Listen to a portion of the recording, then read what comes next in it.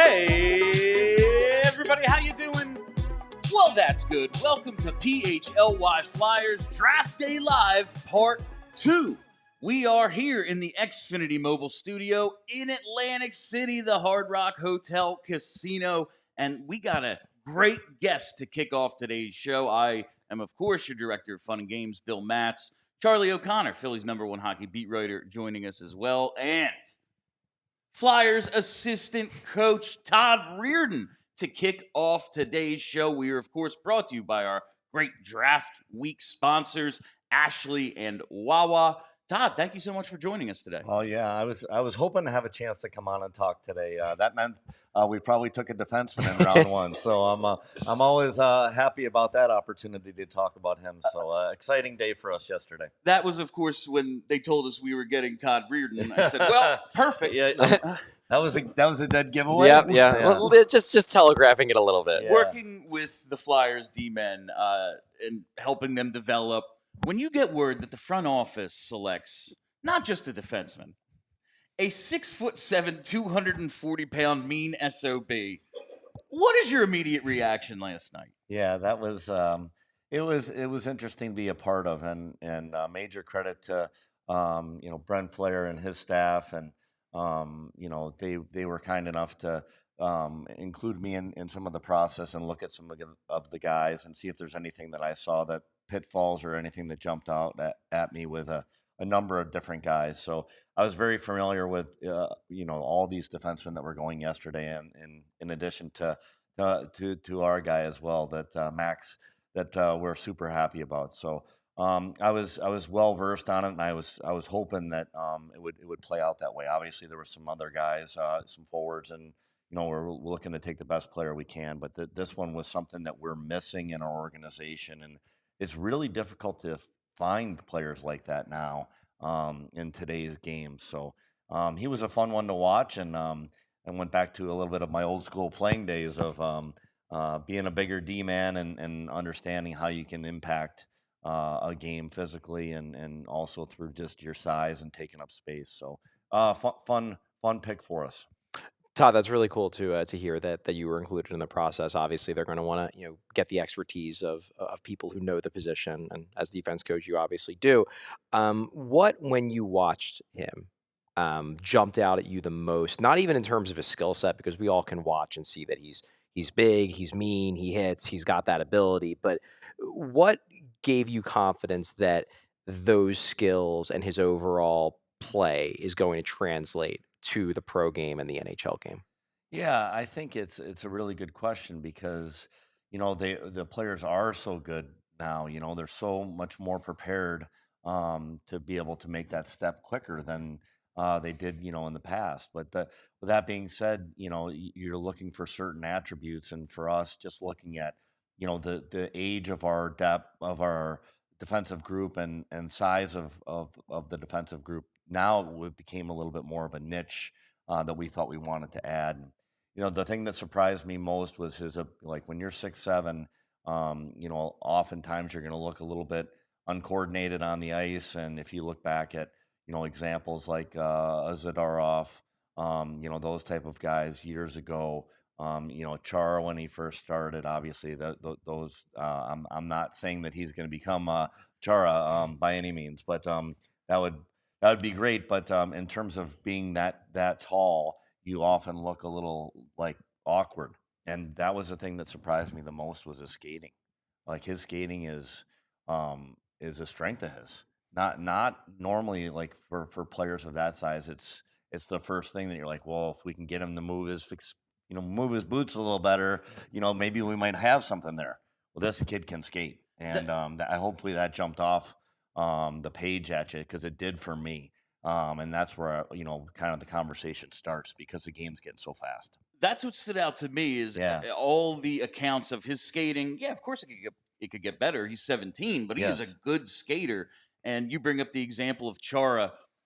I always talk about seeing him play for the Kentucky Thoroughblades in '98, and he was straight up. Yes, he was just straight up and got laid out all the time. And it looks like the mechanics are good, where the stride is good. He's deep on his skates, good bend. So I think that's really exciting. last night there was a disagreement amongst my other co-hosts about the overrating of size in today's game. It is so fast now. Everyone is so skilled. The worst players are more skilled than anyone who's ever played before. What does a big guy bring that just cannot be replicated otherwise? Yeah, I think before you get to a discussion about that, I'd preface my statements by saying that we were one of the only teams in the NHL, if not the only team, some nights that had 3 defensemen under 6 feet tall. So how we defended, how we used our feet, we saw the improvements that Jamie was able to make. Cam York. Emil had a career year, and we're able to, use him as an asset to be able to pick up a goaltender like Joseph Woll and some more size with Benoit. So it's important that you realize what you have. Like myself as a defense coach, like before I can, totally talk about how I want to develop these guys and what type of how we want to defend. And I speak with talk about it. We have to realize what strengths and weaknesses our group has. And one of the things that we have trouble with was boxing people out and getting into people early and not allowing them to get second chances. And I thought, in January, that was, when we look at our season and obviously lots of success, but you look at January and we went through some injuries and a lot of goals were ending up on the backside there. Because of some size battles, and that was what kind of brought the size to a really important, I think, to the forefront for us. And so, like I said, it's nice to have different types of guys that can do different types of things. I think the fact of penalty killing, using that size is a huge advantage. If we're not going to be able to get a power play guy that can help our power play, which we all know needs to improve. And there wasn't a power play ready guy that could come do that. So, maybe now we have to look towards, other options for that, getting ready for the season here. But this is a player that we know, not next year, not the year after. This is 3 years from now. We have a guy that can be, maybe even he's not even done growing. He was 6'7" and then ends up at 6'8", now already. And he's, close to 240 pounds. So those guys aren't around a lot. So that ability to be able to stand up for our teammates.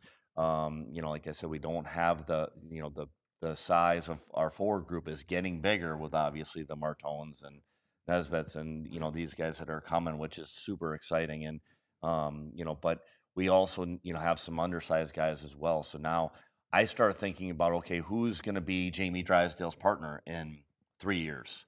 Who's going to be Cam York's partner in 3 years? And those are players that we like the growth of them from last year. And, in setting up our partnerships and pairs that we had, we felt that gave us the best top 4 we could have last year with the way that, obviously Travis Sanheim and Risto came back from the Olympic break and their push, to help get us in to the playoffs, and then the combination of Yorkie and Drysdale together we felt were our best 4. And we think, yes, Travis has the chance to play. He can play on the right side, but we like him on the left side. And that's something that, we've spoken at length with Rick talking about and the rest of our staff and that's why this left-handed guy that was at that size maybe sets up nicely for some of the right-handed, more skilled guys like Oliver Bonk that's on his way, and different right-hand shots that we have that are going to fall in that mix, and you may see a couple of them today. So as well, so it's really exciting for me to be able to have a combination of both because it's just something you can't teach. Todd, I want to talk to you a little bit about Maksim's puck skills. So when we talked to Danny last night, he said, look, I'm not going to lie, we're not expecting him to be a big point producer, but to succeed at the NHL level, there has to be kind of like a baseline level of being able to do some things with the puck. You watch him play, and he can do things with the puck. He does make plays. You see him make plays. It just doesn't seem like the consistency is maybe there yet. Number one, is that kind of what you guys saw as well? And number two, why do you think you can maybe bring that out of him a little bit more just to get him to the point where, he can do enough with the puck so that his other strengths really show? Yeah, I think that's all in the evaluation process. You understand what he's number 1 out of 5 on size. He's a number 2 out of 5 on skating. He's so you have an evaluation tool that we use. At least I use whenever I'm evaluating players. In house. And I'm evaluating whenever I'm asked to look at players for potential trades. So there's a number of different scenarios that we go through. So for him, obviously the puck skills are things that definitely have room to improve. But it's actually a little bit better than expected as I watch more and more games. And the interesting thing for me is so I went through this process and just watching his upward movement. Even from the series that was against Sault Ste. Marie, I watched him play game 2, and he's super physical. He's heavy cross checks, hard on people, boxing out early, hits with guys cutting across the middle, kind of looking at trying to hit their top skill guys, Brady Martin or whoever that are top players in the league. He's not afraid of any of that. But he's also able to execute breakout plays and, especially, get active in the rush. So, I watched it grow from that second game 2 to game 4, where he was already even better with the puck just because he's used to the speed. And you got to keep in mind that this player basically came out of nowhere, and he's only played 44 games, 44, sure, he doesn't have, the same skill level that, that you'll see from Jamie, in terms of moving pucks and doing those type of things. But, he is someone that does have, an upside in that regard. And, I definitely saw it even more when I went and watched 2 regular season games of him, and they were both at the end of the year. And I see the goalie scores. If the goalie scores he's a left-hand demon, and he joins on the right side as the 4th man in the attack. So he's joining the rush. He gets himself just inside the dots, in the middle of the ice, which we talked about our team being too perimeter at times. He joins the rush and gets a pass there, and it's on and off his stick in the back of the net, one of his goals that we saw. And that just happened to be one of the random games that I was going through. So that was again, sometimes you think that things happen for a reason, and it's okay, this is the little knock that there is on there, and there is the ability to actually do it, and it's not going to happen overnight, but we feel also one of the important parts of that is, where is he going to go play his junior hockey? And obviously London has been a great, partner for us, so to speak, in terms of, being able to develop players of all different strengths and skill levels, with the Hunters and, the connection with Philly and everything that way.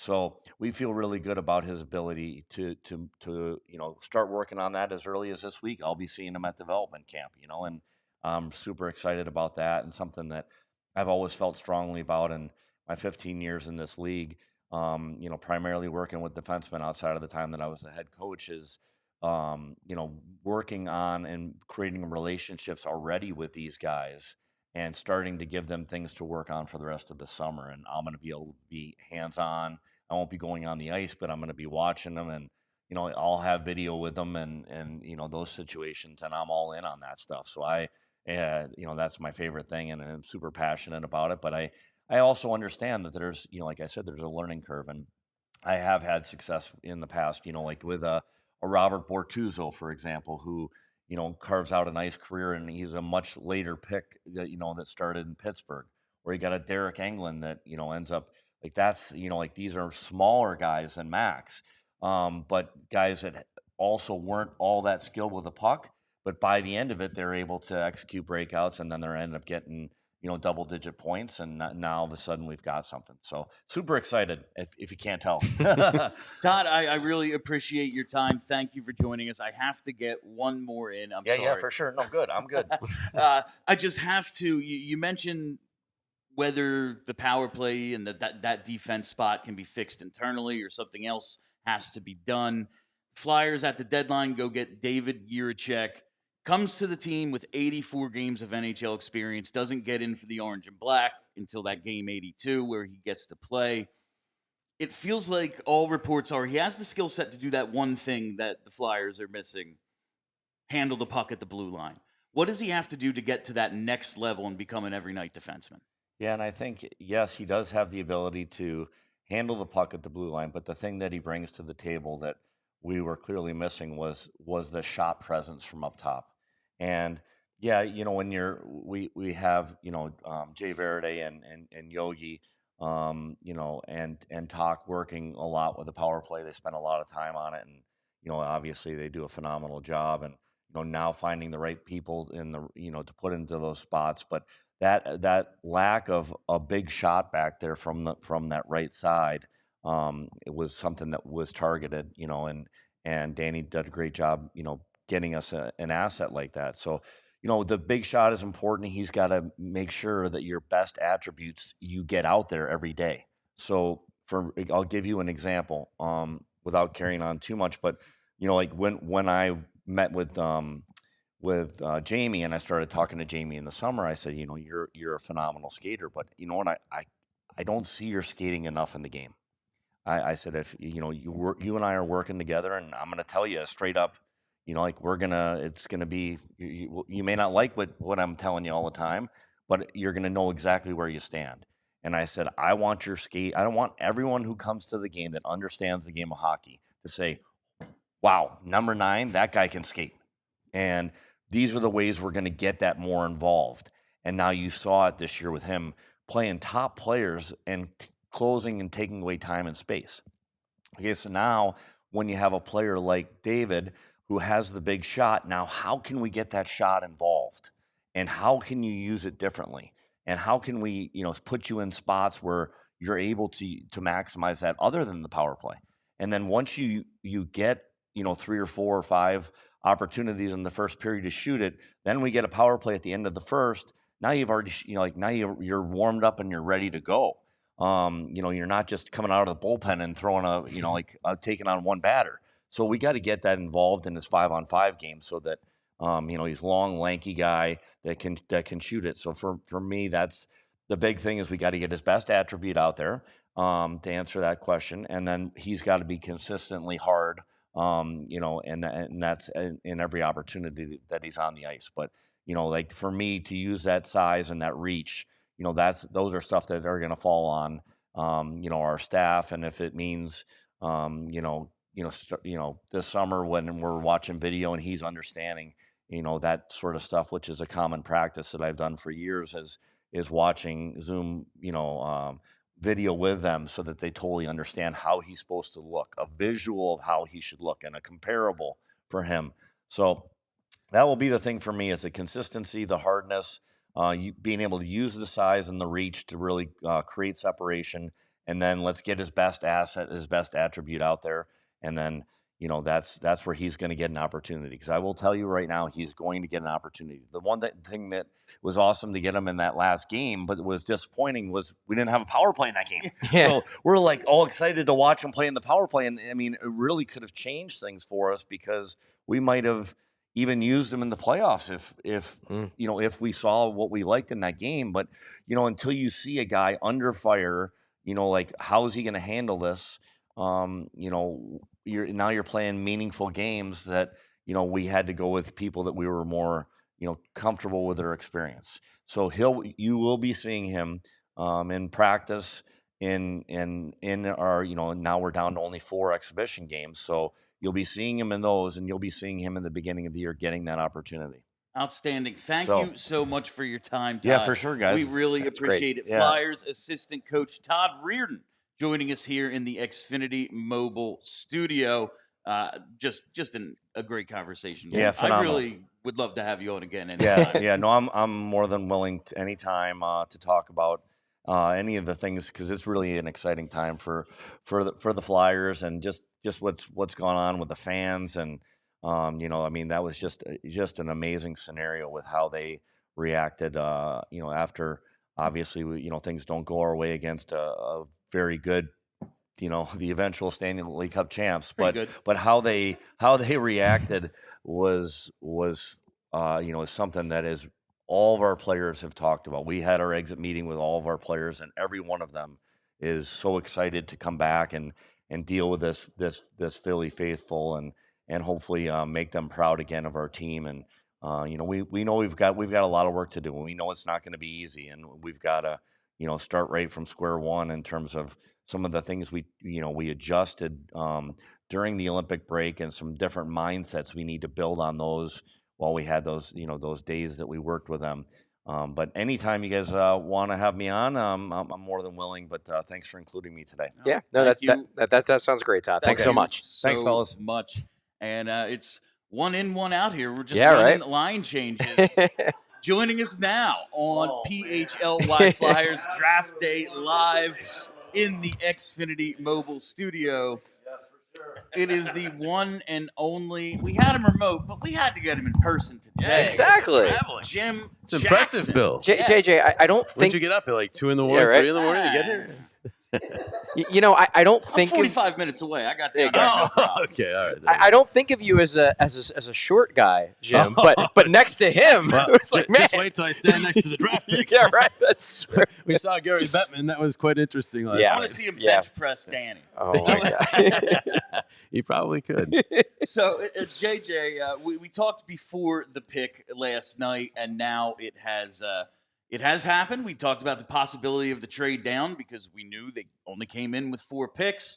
They got a few extras. They get their guy in Sokolovskii. What was your reaction to the Flyers' actions in the first round? Yeah, it's interesting. I was doing my interviews with people before everything happened, and then actually I was on with one when the trade happened. I like the trade. They obviously only had 4 picks, so they made it a 6-pick draft. Yeah.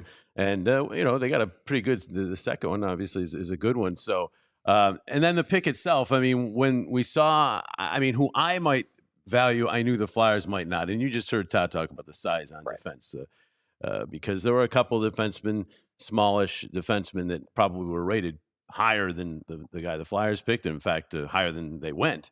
But I didn't think the Flyers, after trading Emil, and they'd made their feelings known on that they didn't want to have 3 smallish defensemen. I was not aware until Todd told you guys that they were the only team in the league with 3 defensemen. No, I have to look at that. Yeah. I'll trust him, but it's an interesting thing because it makes sense given how there are many teams that don't want anybody that's under 6 foot. That So just it makes seems sense. like something the Flyers staff would know and bring up. Yeah. I will say this though. I think they list Cam at 6 foot. But He's listed at 6. Yeah. He might have just told us something that. My license says I'm 6 foot. We'll give it to him. We'll give it to him. Hey, I'm 5'11". Yeah. I'm really 5'10" and a quarter, but I'm 5'11". Right, You know what right, I say? exactly. You round up to the. I call myself 5'12". Exactly. It's There you go. the Tinder dating strategy for guys.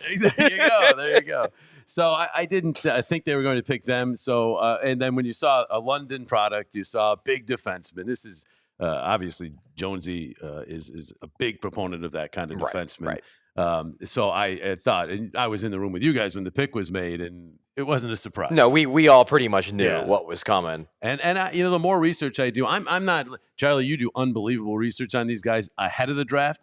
For me, doing the games, I don't really have to worry about it until after the draft, and then I start digging in on. And the more I read on this guy, Max, I'm obviously going to have to come up with some nickname for him because his name, it's going to take too long to say all the time in the play. But maybe Sokolovskii Shuffle or something like that. Ooh, okay. But anyhow, the more I read about him and watch, it's clear that he is a project. Yes, it's going to take a little while. Obviously, I think next year, another year in junior. That's the plan, and then possibly college after that. But he's not even 18 yet, and he's 6'7", 240. I'm thinking maybe there's more growth there, which is pretty scary. And I think back to Chris Pronger, actually. My first year in the league was his first. And we went to see him, and he was with Hartford. It was Hartford, yeah. And he looked like Bambi on skates. And you think about what he became. And I'm not saying that Max is going to be Chris Oh, Pronger. we dubbed or him Zdeno next Chara. Pronger last night. You're not the first Well, one. we were talking Char earlier, so we're just throwing out all the big names. Let's aim for Hall of Famers. Only Hall of Famers. Only Hall of Famers. But and Zadorov's another comp I've heard. I think he has Zadorov's meanness, which he definitely does. Yeah, and so the more I read, and obviously he's intriguing. He's not somebody who's going to help the Flyers next year or the year after. He's going to be down the road. But they needed to add to their defense stockpile. They did that. They did so with an intriguing.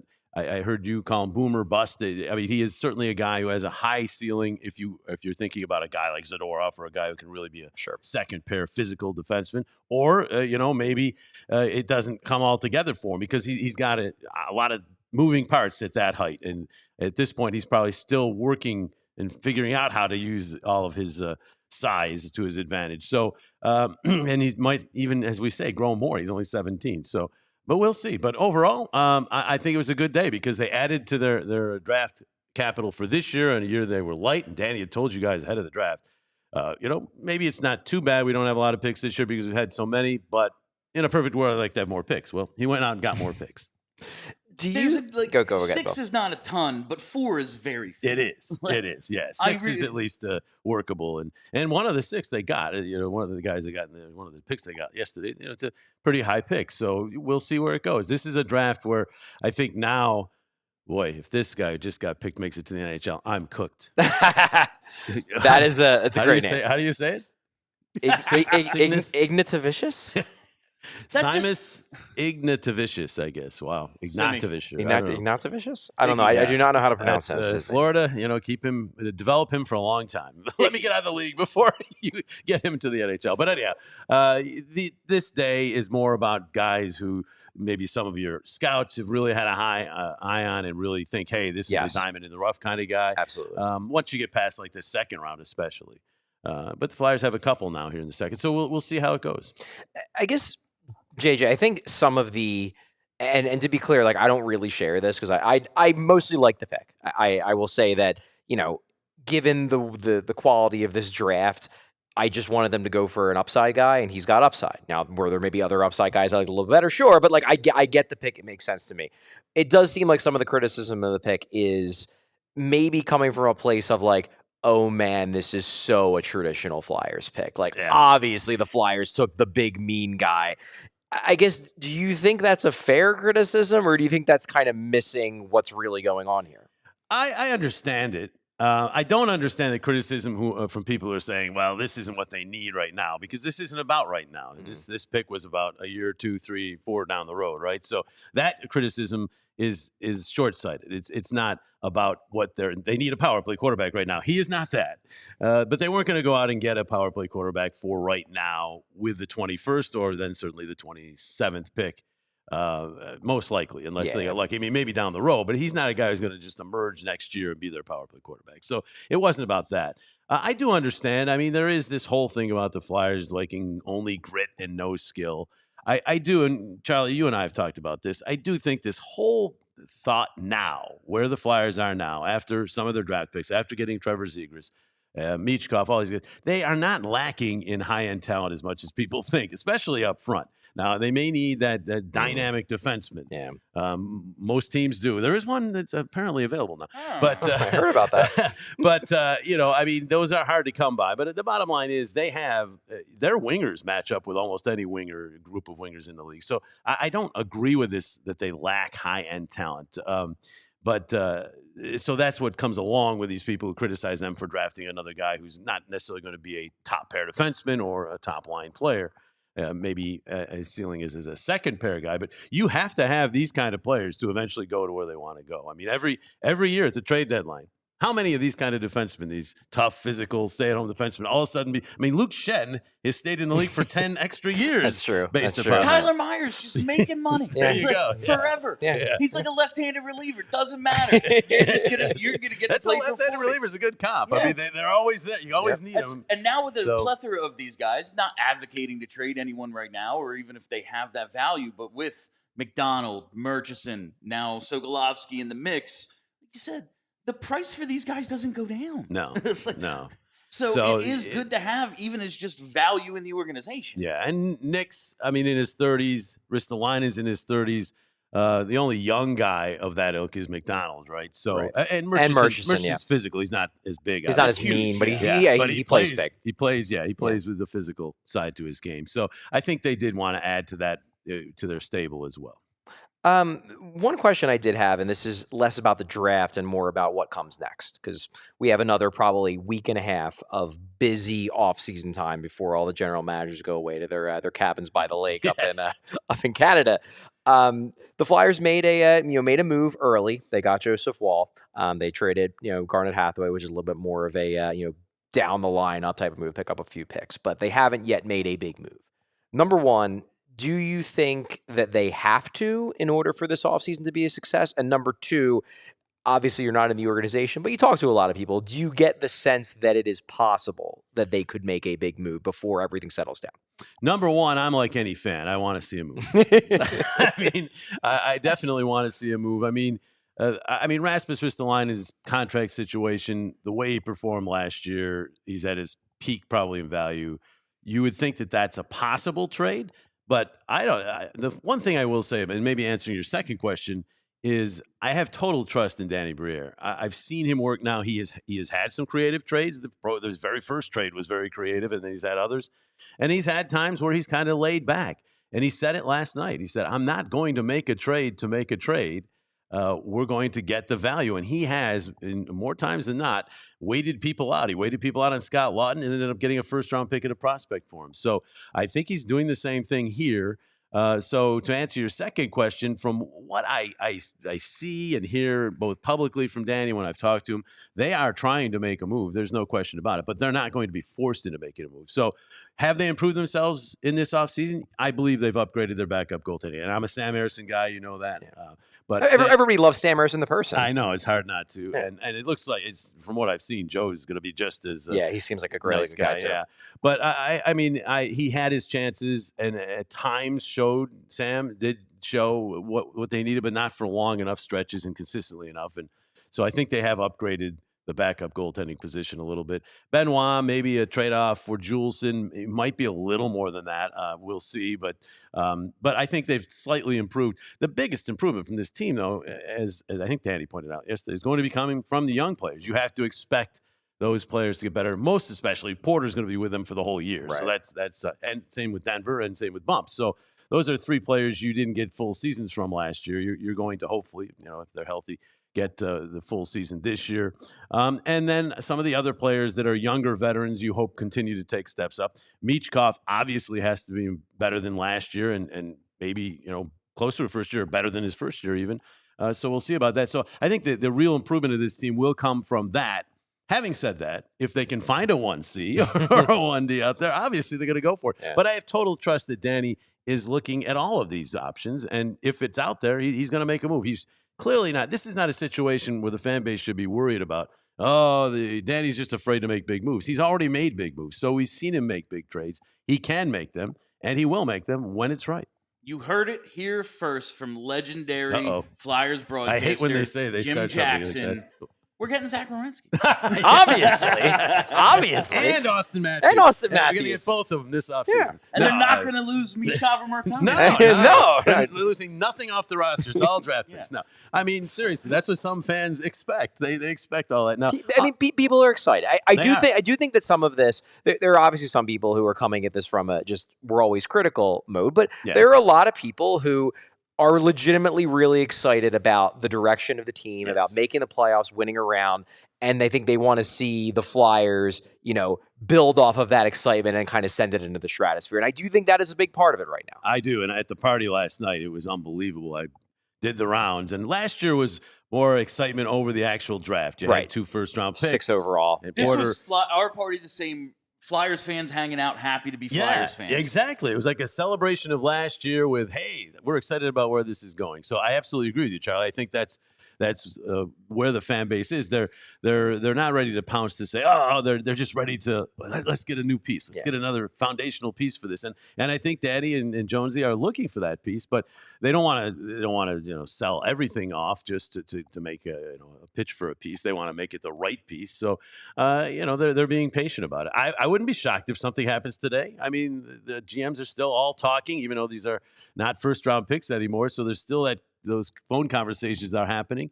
And then July 1st rolls around. It's going to be the weirdest July 1st. Who's even available? Who is left for, unrestricted free agent? Leading point scorer available UFA, Anthony Mantha.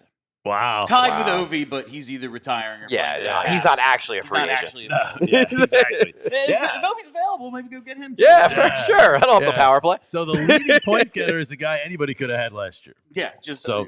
And Anthony Mantha made some enemies within the Flyers locker room. So I don't know if that's. I don't see him as a. But major they need. forget that stuff. Yeah. But he's a power forward. The Flyers, hey, they're clear. I mean, they know that power play has to be better. What's going to make the power play better in terms of personnel? Obviously, there's other things, but the personnel wise, it would be a guy who can get the shot through. They might have that with Yurchek. We're going to find that out. So they could continue to look for number one there. Or, of course, we've all talked about it ad nauseum, is 1C. Right. Now, is Trevor Zegras that 1C? I mean, he started in the playoffs, started to play like that a little bit. We'll see. But there are 1Cs that might become available in the next couple of years that are, legendary 1Cs. So you don't know where this is going. It is exciting, Charlie, because the Flyers are in this ball game again. And the way the fans reacted, you heard Todd. I haven't been able to find a player, coach, staff member who just wasn't floored by that. The end of the everyone game we've game talked for to you. has brought it up. And I did tell each and every one of them, that's the last time that's going to happen. You get one. You're not going to get swept to get a standing O ever again here. But the bottom line, it was a tremendous display by the fans, and that helps make this even more a destination. I know it sounds like a silly thing, little thing like that, but everybody watches the playoffs. All the players watch the play. They saw that, and so that makes this even more. And the Flyers, of course, treat their players as well as anybody. So I think the Flyers also, because they're now competitive again, are now a destination place. Now, they're not quite to the point where the 3 or 4 teams that all these other guys want to go to, which is they can't all go to those 3 or 4 teams. So they're going to have to go somewhere else, and we'll see if the Flyers start to become one of those teams they go to. All right, JJ, thank you so much for your time. I just have to ask, how much are you going to miss Garnet Hathaway? Because I enjoy I enjoy listening to you react to his antics. I mean, he was the prototypical pot stirrer, right? And on the ice, I'm going to miss him because, I mean, the guy just hit everything that he could hit. He led the team in hits in his time here by a large margin. And you need that element. And, the Flyers are going to have to go out and get that element. They don't really in the roster, I don't think. Do you really have that element right now? I mean, I guess Benoit maybe, but he's not going to play every night. Yeah. They don't really have that guy up front. So, I'll be intrigued to see if they do something in free agency or if they're just going to kind of roll with what they have. They might roll with what they have and then try to get it at the deadline or whatever. But I think to roll toward the playoffs, you have to have that element. And I know that Danny Briere and Keith Jones think that way. So I'm assuming another move might come in that way. But as far as Garnes, as he was tabbed by Torts, I'll miss him as much off the ice because he was always a great person to talk to. Not only for interviews, but when you're just talking, just off the side, and very introspective and never just listen to your question and what would the pat answer. He would always think about it. And he would. He's a very thoughtful guy. And also, I'll miss him because on the plane, on the team plane, when he'd come back, we, of course, the broadcasters are back the plane, near where the restrooms are, of course. So the players come back, and he'd come back, and he'd come back, and we'd always get into a conversation, very often get into a conversation about the sport. I think he's got a broadcast future. Oh, I think he wants to be. Yeah.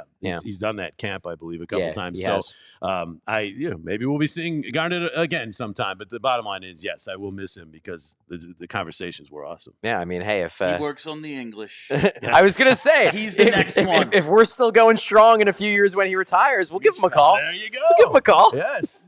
All right. If you have Garnet Hathaway on this panel, you're not going to need me or many guests because the guy can talk. He can talk. Absolutely. Right. We are so late for our break. We've kept both you and Todd way too long. Thank you so much for your time. Have fun, guys. JJ, Jim Jackson joining us here in the Xfinity Mobile studio. On the other side, we're going to be joined by Adam Kimelman. We're going to update you on the second round of the draft. So much more to come here on Draft Day Live 2 after this quick 2-minute break. You know it's officially summer when Hoagie Fest comes back to Wawa. And I've got to ask, what's your go-to Wawa order? For me, it's the breaded chicken strip hoagie with buffalo sauce, pepper jack cheese, onions, and pickles. Well, Hoagie Fest is back, and this year it's bringing even more value to the table. Right now, you can get any shorty hoagie, wrap, or chicken sandwich plus a bag of Hers chips and a small fountain drink for just $6. And if you're feeling extra hungry, make it a classic meal for only $8. Whether you're grabbing lunch between meetings, fueling up before a game, or making a quick stop on a summer road trip, it's an easy, delicious meal at a great price. I know I have never once made a trip down the Sea Isle without a Wawa stop, and judging how many people are always in that parking lot, I think you agree with that. Listen, it's big flavor, it's great value, it's same Hoagie Fest energy we all know and love, but it's only here for a limited time, so get it while you can. Hoagie Fest is back at Wawa. Gotta have a Wawa. What if you could have reliable and intelligent Wi-Fi? And what if you could keep it at the same price for 5 years? Well, that's the Xfinity 5-year price guarantee. Imagine Wi-Fi that makes everything in your home work together. Wi-Fi that finds and fixes problems before you even notice them, like super intelligent Wi-Fi with a sixth sense. And Wi-Fi that lets you stream the game even when the whole rest of the family's already online. All your devices working in perfect harmony for 5 whole years. And the best part, there are no annual contracts, no hidden fees, and Xfinity's best equipment is included. Take it from me, a lot can change in 5 years. Championships are won, records are broken, dreams grow bigger. But your Wi-Fi, it should stay reliable, and the price should stay put. Lock in your price and unlock the possibilities with Xfinity. Learn more at Xfinity.com. Xfinity, imagine that. Select plans only. Restrictions apply. Remember, learn more at Xfinity.com. Xfinity, imagine that. Welcome back to PHLY Flyers Draft Day Live Part 2. We are here in the Xfinity Mobile Studio live at the Hard Rock Hotel and Casino for this second day of the draft here. The Flyers draft headquarters is literally connected to the room we are in, just as it was last year. Yep. This draft day coverage and this entire draft week brought to you by our friends at Wawa and Ashley. Charlie, we have missed, turns out, 15 picks of the second round. Missed quite a lot. A lot of my favorite guys going into day 2, predictably, are gone. But the Flyers are coming up. We're at 48 right now. The Flyers pick at 53. As much as I want to talk about Xavier Villeneuve and this Tobias Tredgeball goaltender and all Igor Shilov and all these guys, liked all those guys. I think Todd Reirden and Jim Jackson probably spoke a little bit more to our audience's interest. Yeah, I think so. So and they're both great. Let's get caught up here. We're about halfway through the second round. Yep. So Detroit just made the last pick. Yeah. So Detroit just took Victor Plan, who's a USNTDP product. Wasn't in my top 50, but I get the appeal. He's a perfectly fine pick at this stage of the second round. Unfortunately, a lot of the guys I really liked going into today are gone. Your last borderline first round grade guy, Shilov, is gone. Shilov. We had a connection with him because he played for Green Bay, which Alex Appleyard obviously scouts for. So he was a big Shilov guy. I would have been pumped if they got him. Obviously, he went at 43 to Colorado because, of course, Colorado got him. Oh, and Florida just took Ryder Cali, another guy I legitimately like. He was my number 36 player. He was taken at 48 by Florida. But one of the best names on the name board. It's a very, very good surfer dude name. So Ryder Cali's gone. But yeah, a lot of guys who I liked were gone. I liked Brooke Rogalski a lot. I actually, interestingly enough, had him on my board above both Jack Hextall and Ilya Morozov. I liked him a lot. I mean, 6'7", big guy. I think he has some legitimate upside. Like, I think all those guys, Morozov, Suvanto, Hextall, Rogalski, they're all in that, like, probably a 3C, but out of them, I thought he had one of the better chances to maybe be more than a 3C. He goes first pick of the second round to Vancouver. Then Villeneuve goes to Chicago, which, look, Villeneuve, super high skilled. From what I had heard, I don't think the Flyers were ever going to go for him. I got the sense that they had unearthed some red flags in terms of character with him. They did obviously have maybe a little inside intel there, given the fact that Spencer Gill was his teammate in Blainsview. Beaubrun, I think is the way you're supposed to say that in French. I believe you. So it wouldn't shock me if maybe they didn't get the best feedback, but obviously a really skilled player. He was top 30 on my board. Ryan Rubrick, interesting, just because he was viewed as a potential top 5 pick going into the season, dropped like a stone because of a really, really bad draft year, but in the early second, why not? Then Pittsburgh takes the second of the two Ruck brothers. You saw that coming. He's gone. The Now Ruck I brothers hate are them. off the board. Now I have to hate Now the you have Ruck to hate them. brothers. Now you have to hate them. The big one that really hurt me, I was hoping that Shelov was gonna be there. I was hoping he was gonna slip. That would have been one of those like F yeah picks if you can get him in the in the mid to late second round. He might even be a center. He's got high skill. Right now, with 3 picks remaining until the Flyers are up on the board, my top player on the board is Mathis Preston. The final of your actual second round grades before we get to borderline second round grades. Yes, I have him 32 on my board. High skill guy. He was a guy who was viewed as a potential top 10, top 15 pick going into the season. Really, really good skater. Really skilled. Disappointing season for in the WHL.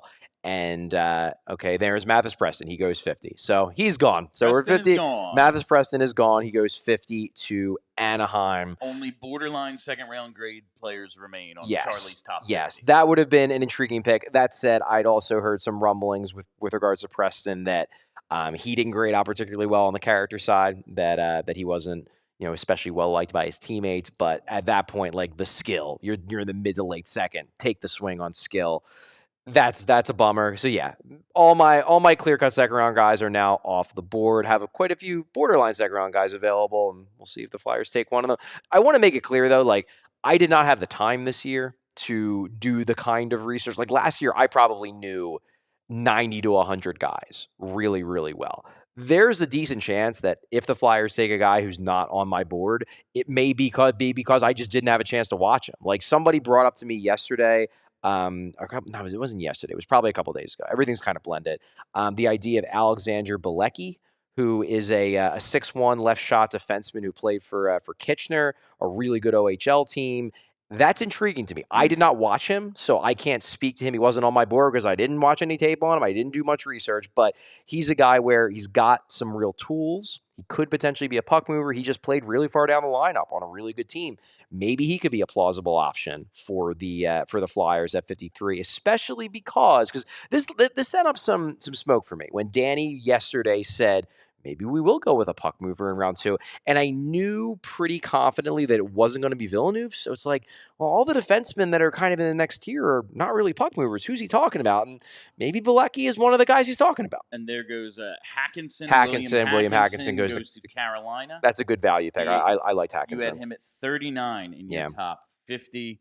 Your best remaining now, I don't know how this guy didn't make the name list because it's such a perfect like year 8 of your franchise that you're slapping names together. Jakub Vanacek. He could be another guy if you're talking about like if they want to get a puck mover. He can skate. He can pass. I think my concern with him is he might be a little bit of a tweener, where like maybe he's not skilled enough to be a top 4 guy, but not hard enough to be a third pair guy. But I did like the skill set when I watched him and when I read scouting reports on him. So he could be a guy that maybe the Flyers are thinking about at 53 if they want to supplement the big physical guy on defense in round 1 with more of a skilled puck mover in round 2. And this second round moving much quicker than the first. Yeah, absolutely. Right now, Edmonton Oilers on the clock at 52, which means the Flyers are next up after the Edmonton pick. Got about a minute 40 before the Edmonton clock expires here. Chuck, I do think it's very, very telling, just to change gears a second. We talked to JJ. He brought it up both nights. Todd Reirden brought it up. Everybody we interviewed last night, everyone I've talked to since Game 4 against Carolina, that standing ovation meant a lot to this organization. Yeah, it really did. They really, really appreciated how the fans showed up for them that night. And quite honestly, I think it put us in a great light because I include myself in this group, as I said on the show last night. We're ridiculous and insane. We're illogical. We can often be a little much, but we can look at a situation and appreciate it for what it is. Now, JJ's right. They get swept again. They ain't getting a standing out. That was a one-time thank you for the ride. Thank you for that overtime win over Pittsburgh. That's really all that mattered. We know how good Carolina is, but hey, you made the playoffs for the first time since 2020. You played in real playoffs for the first time in 7 years. appreciate it, and it really seems to have mattered to everybody. Yeah, I think that Philly fans, and maybe you can say this about other fans, but I'm most familiar with Philadelphia fans. I grew up in Philadelphia. I'm a Philadelphia sports fan.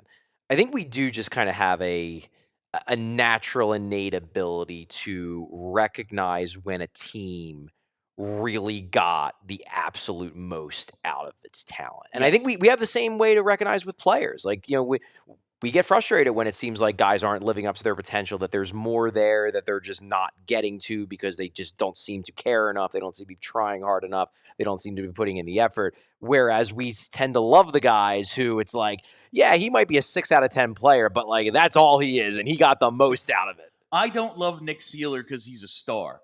I love Nick Seeler because it didn't look like he was going to be in the league, and now he's an every night player and a pretty good one. Yeah. And I think Philly fans, they've always had that ability to kind of recognize when a player or a team has truly gotten the most out of what they are. And I think Philly fans, Flyers fans in the building that night very much recognized that the Flyers were that team. All right, there is a trade for 52. It is now Tampa on the clock. Another team jumping the Flyers. Same thing happened before their 27th pick with Montreal. Do you think it could just be coincidence, like Tampa just wants a guy? Could be. But do the Flyers maybe like show their hand a little bit? Like, we knew they were taking Sokolovskii, but Pugachev gets taken, and maybe that had something to do with it. After Morozov and a couple other guys come off the board, like, do you think they're just so? Do you think they're too predictable? I guess is my question. Well, or am I just making stuff up? I would tell you that I think they definitely were maybe a bit predictable last night. Yes. Like, that was a pick where, and I told you this when I came on the show, from AC remotely, that like when I started doing my research and once I took a look before I even started watching tape, once I just started taking a look at the scouting reports of Sokolovskii, I was like, oh man, Flyers are going to love this dude. And that was everybody around the league had to have had the same reaction that I did when they realized this guy was going to be a plausible option. We first started talking about the draft. Like, you were like, okay, at this certain time, I'll have done enough that we can start the draft talk. I think it was the first day you talked about Sokolovskii, and you just laid out all the attributes. Yeah. Huge, mean, defenseman, London. We were just like, can we just write it down now? Like, what if they just make pick 21 or trade like, and the draft? There's only 31 picks at this round. It seemed very, very likely. It does seem like Brandon Carlo just got traded. Brandon Carlo just got traded. I think it was for a couple third-round picks. I think to St. Louis, I believe, is what I saw. Good for them. Okay, so they take. This is someone I'm not familiar with. Oleg Kulebiakin. Kulebiakin? Not familiar with him. Let me take a quick look. I don't know how he didn't make the name. Take a quick look at the old EP. It's the best guide to get an idea of him. All right, the Flyers. But the Flyers are on the board. That is the most important thing. The Flyers are on the clock with their own second-round pick, their first of 2 this round. They also have pick 30, which was originally Colorado's. But they are now on the clock at 53 as we await to see who Danny Briere selects with his first pick of day 2. We shall see. All right, Kulebiakinen is a smallish Russian forward, put up 73 points in 64 games in the Q this year. EP did not love him. They question his translatability, but hey, 73 points in 64 games, pretty good production. So why not take a shot? I get why Tampa is intrigued enough to give him a second-round pick. I wasn't familiar with him, haven't watched him, but sure, why not? Middle of the second round, take a shot on a guy who, maybe it translates, maybe it doesn't. That's the boomer bust aspect here. There you go. It does look like there is at least something going on at the podium. I think he's actually the first guy. Oleg is the first guy not on the board that was taken this draft, not on my board. Oh, wow. But the Flyers do. The Flyers have made a pick, and it is Brekliski. Oh, okay. Not familiar with one Brekliski. So. They have made their pick. It is in. And it is defenseman Brett. All right, Brekliski. Okay, 45th on Elite Prospects board. He is a defenseman, right shot, 6'1", 190. Do-it-all defender who makes high-skill retrievals, tricky stops, and evasive moves. Elevated skating will give him a chance to be a 4 or 5 defender. 24 points in 52 games for the Everett Silvertips. Looks like, a versatile guy. Don't know if this quite qualifies as a like high-end puck mover type, given the lack of production, but 45 on EP's chart, not too shabby. I'll take a look at where he grades out on the athletic boards as well.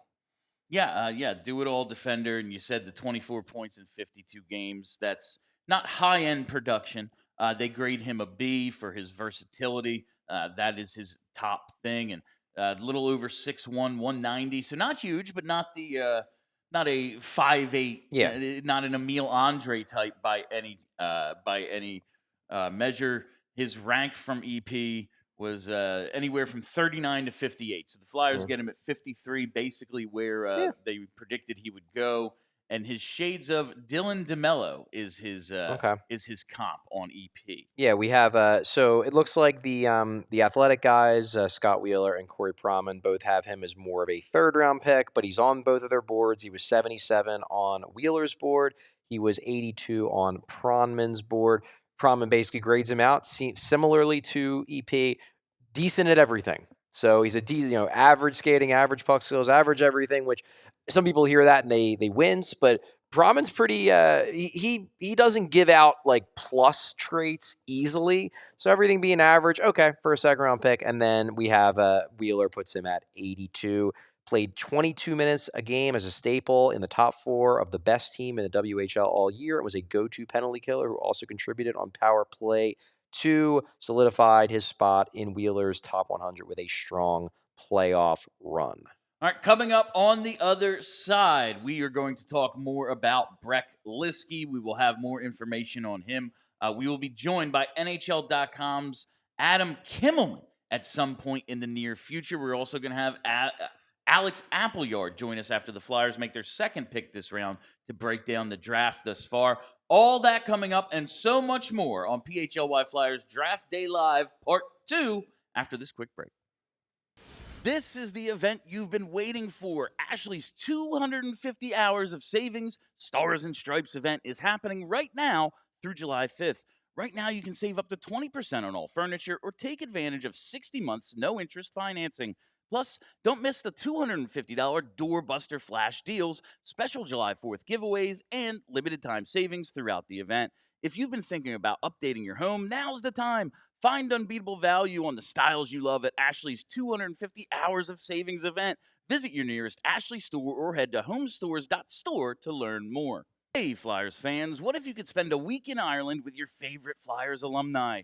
True Fan Travel is making that happen. The Flyers Alumni Ireland trip runs July 20th through the 27th, 2027, and it is the ultimate fan experience. You'll spend 3 nights in Killarney and 3 nights in Dublin, staying in 5-star accommodations the whole way.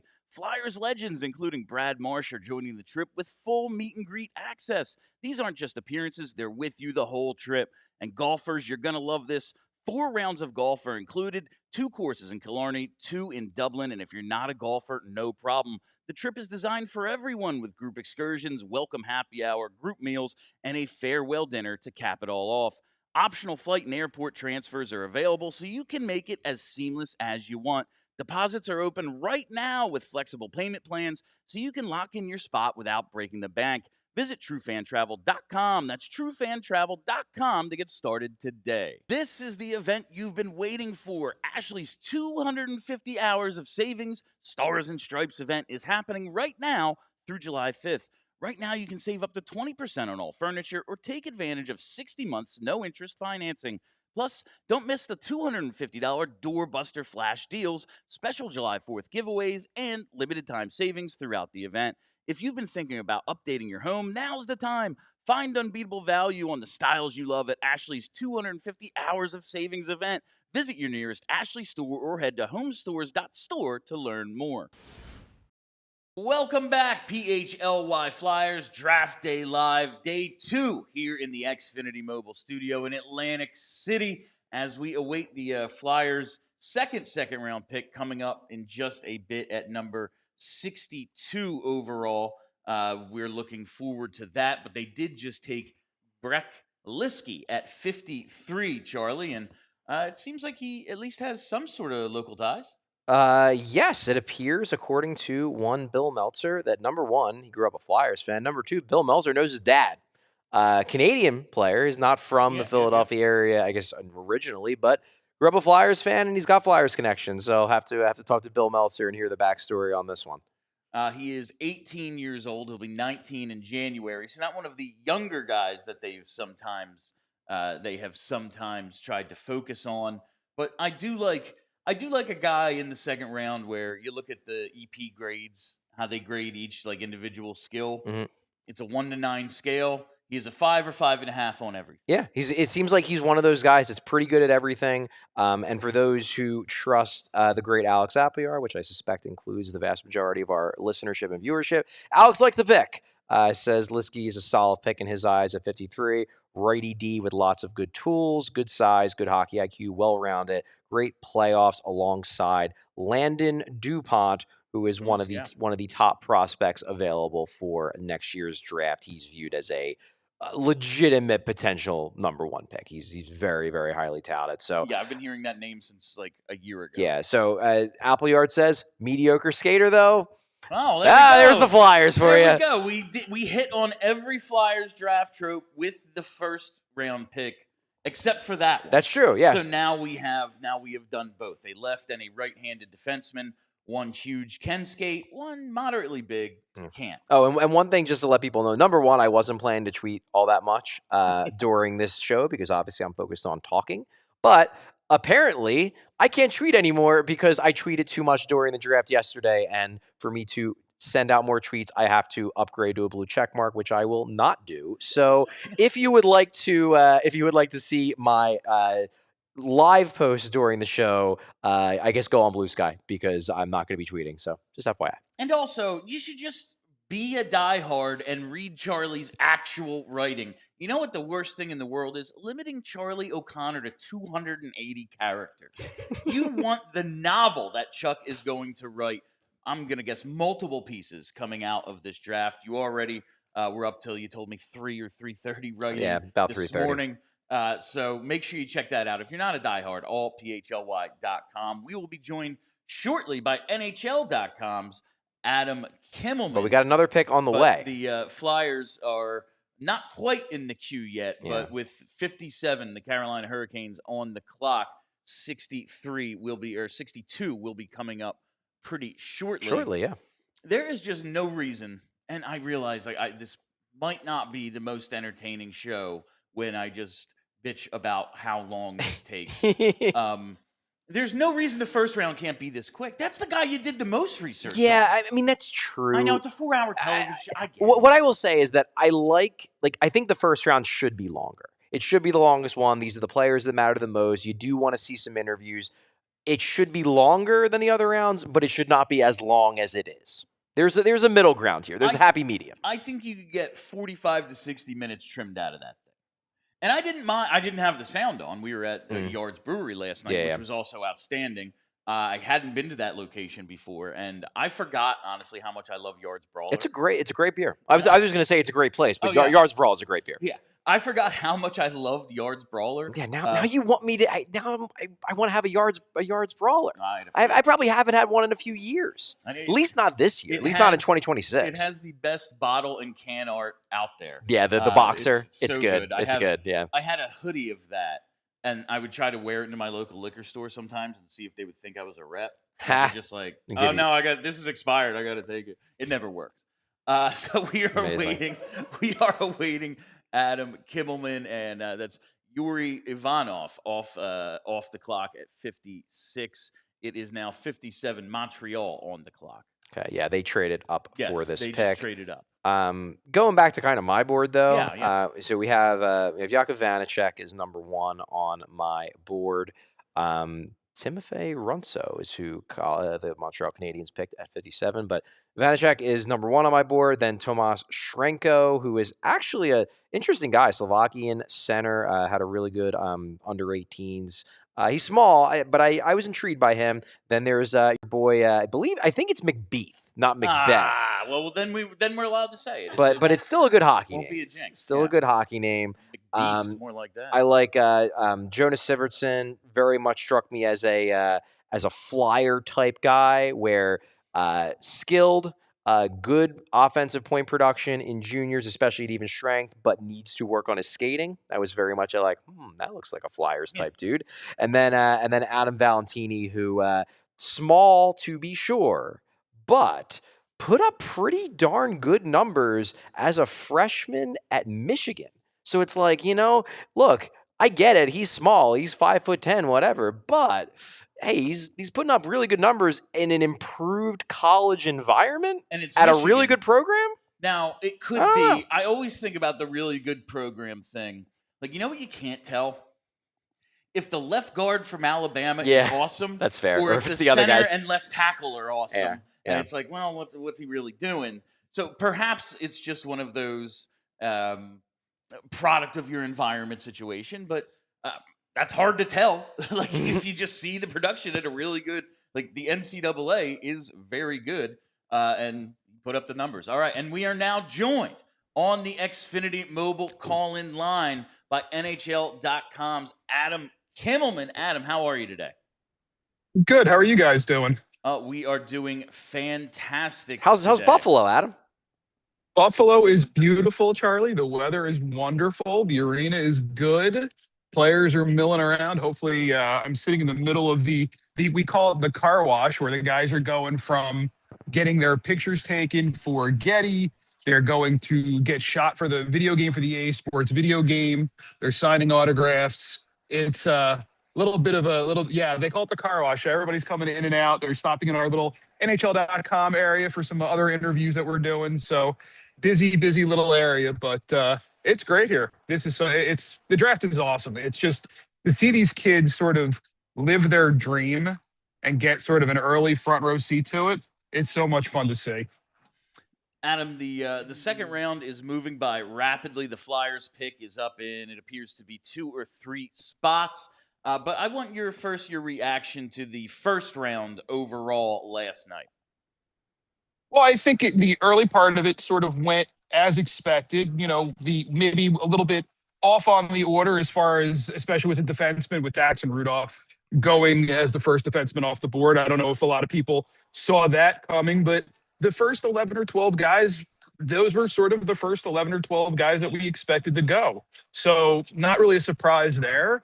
I think, it was such a topsy-turvy. Nobody really knew anything about anything as far as once you got past probably number 1 or number 2 of what could happen. So the unpredictability was sort of predictable, if that makes sense. The number of trades was pretty surprising, I think. We knew there'd be a few. I didn't think there would be that many. But, it kind of went – the players that were picked in the top 32 were sort of the ones you would expect to be, with a few exceptions. But those were the guys you expected to go. And just off the board, someone Charlie was just talking about to Toronto at 60, Alexander Bilecki. Adam, what do you think the biggest surprise of the first round was? You mentioned just the pure number of moves. There were so many teams with 2, 3, even 4 first-round picks that you thought there could be some movement. But what surprised you the most? I think the 2 guys Ottawa selected were a little bit, I think, not so much Jackson Cover, who they took at 31. There's so much raw talent, 32, excuse me.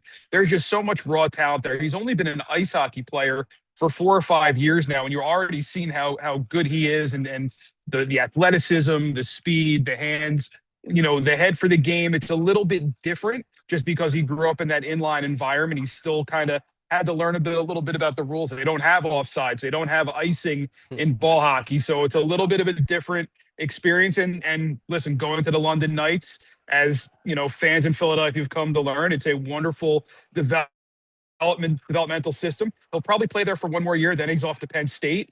But that's a guy with a little bit of patience. There could be some tremendous upside there. And then their earlier pick, that was something that I don't quite think anyone really saw coming. Because, Lagerberg home, he only played 9 games because of, I guess, a serious knee injury. But if you look at what he did before he got hurt this season, 27 goals in 36 games last season in the Swedish Junior League. Obviously, he is a legit finisher with a dynamite shot. Scouts you hear, they love the wrist shot. They love the one-timer ability. Good skater. Hopefully he keeps that speed coming back from the knee injury. But again, that's a guy with pretty significant growth potential. Hopefully, if he's healthy, he'll play all season in Leksand in the Swedish second division. And look, again, that's a guy with a tremendous upside that with patience, you could get a good reward on. So that's great. It looks like the Flyers are nearing coming up on the board. You're probably a little bit ahead of us. We're watching on television, and yes, Carolina has made their pick at 61. The Flyers are up at 62. Anybody, as we're waiting for them to make their pick, who stand out to you as potential options here? I wonder if we've seen the first two goalies go off the board. Usually, when that happens, there's a bit of a run. So maybe it wouldn't surprise me if this is a spot where they took to kind of develop a young, prospect goaltender. There's certainly a few on the board that I would consider. Brady Nolan from the U.S. national team, Dmitry Borishev, who had a really good season in the Russian Junior League, Michael Ursulak, who helped Prince Albert reach the Western Hockey League finals. All would be, pretty solid additions to their prospect pipeline if that's a direction they wanted to go. But, I think they're certainly at this point, whoever the best player is on their board, regardless of position, I would think would be where they'd look. All right, Adam, thank you so much for your time. It appears the Flyers pick is about to be coming in. That's Adam Kimelman of NHL.com. He is the deputy managing editor. We appreciate you joining us on the Xfinity Mobile call-in line. And the Flyers have, in fact, taken a goalie. The pick is in. Nailed it. It happened, and that was a perfect call there by Adam Kimelman to say perhaps they would look goaltender here because a few have been taken in this round. And sometimes there is a run, and maybe it has just begun. Martin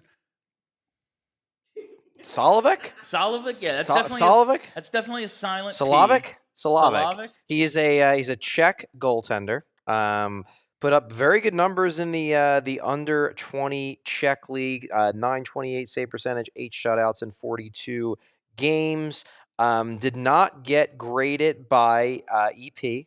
But he does have size, 6'5", 183, so a lot of room to build on that frame. But Flyers do take a goalie. Stats look good. I certainly did not watch this guy. All right, I want to, after our next break, I want to come back and talk about the drafting of goaltenders a little bit, because this is the first one Danny has taken in a couple of years. We're going to talk about that. We're going to talk about these picks. We'll hear from Alex Appleyard shortly as well after this quick 2-minute break. Now that the Stanley Cup and NBA Finals are over, it's time to focus on other sports in the city. The World Cup is heating up and the city is buzzing. Plus, warm, sunny days at Phillies games are finally here. And who doesn't love BOGO hot dogs or ice cream helmets?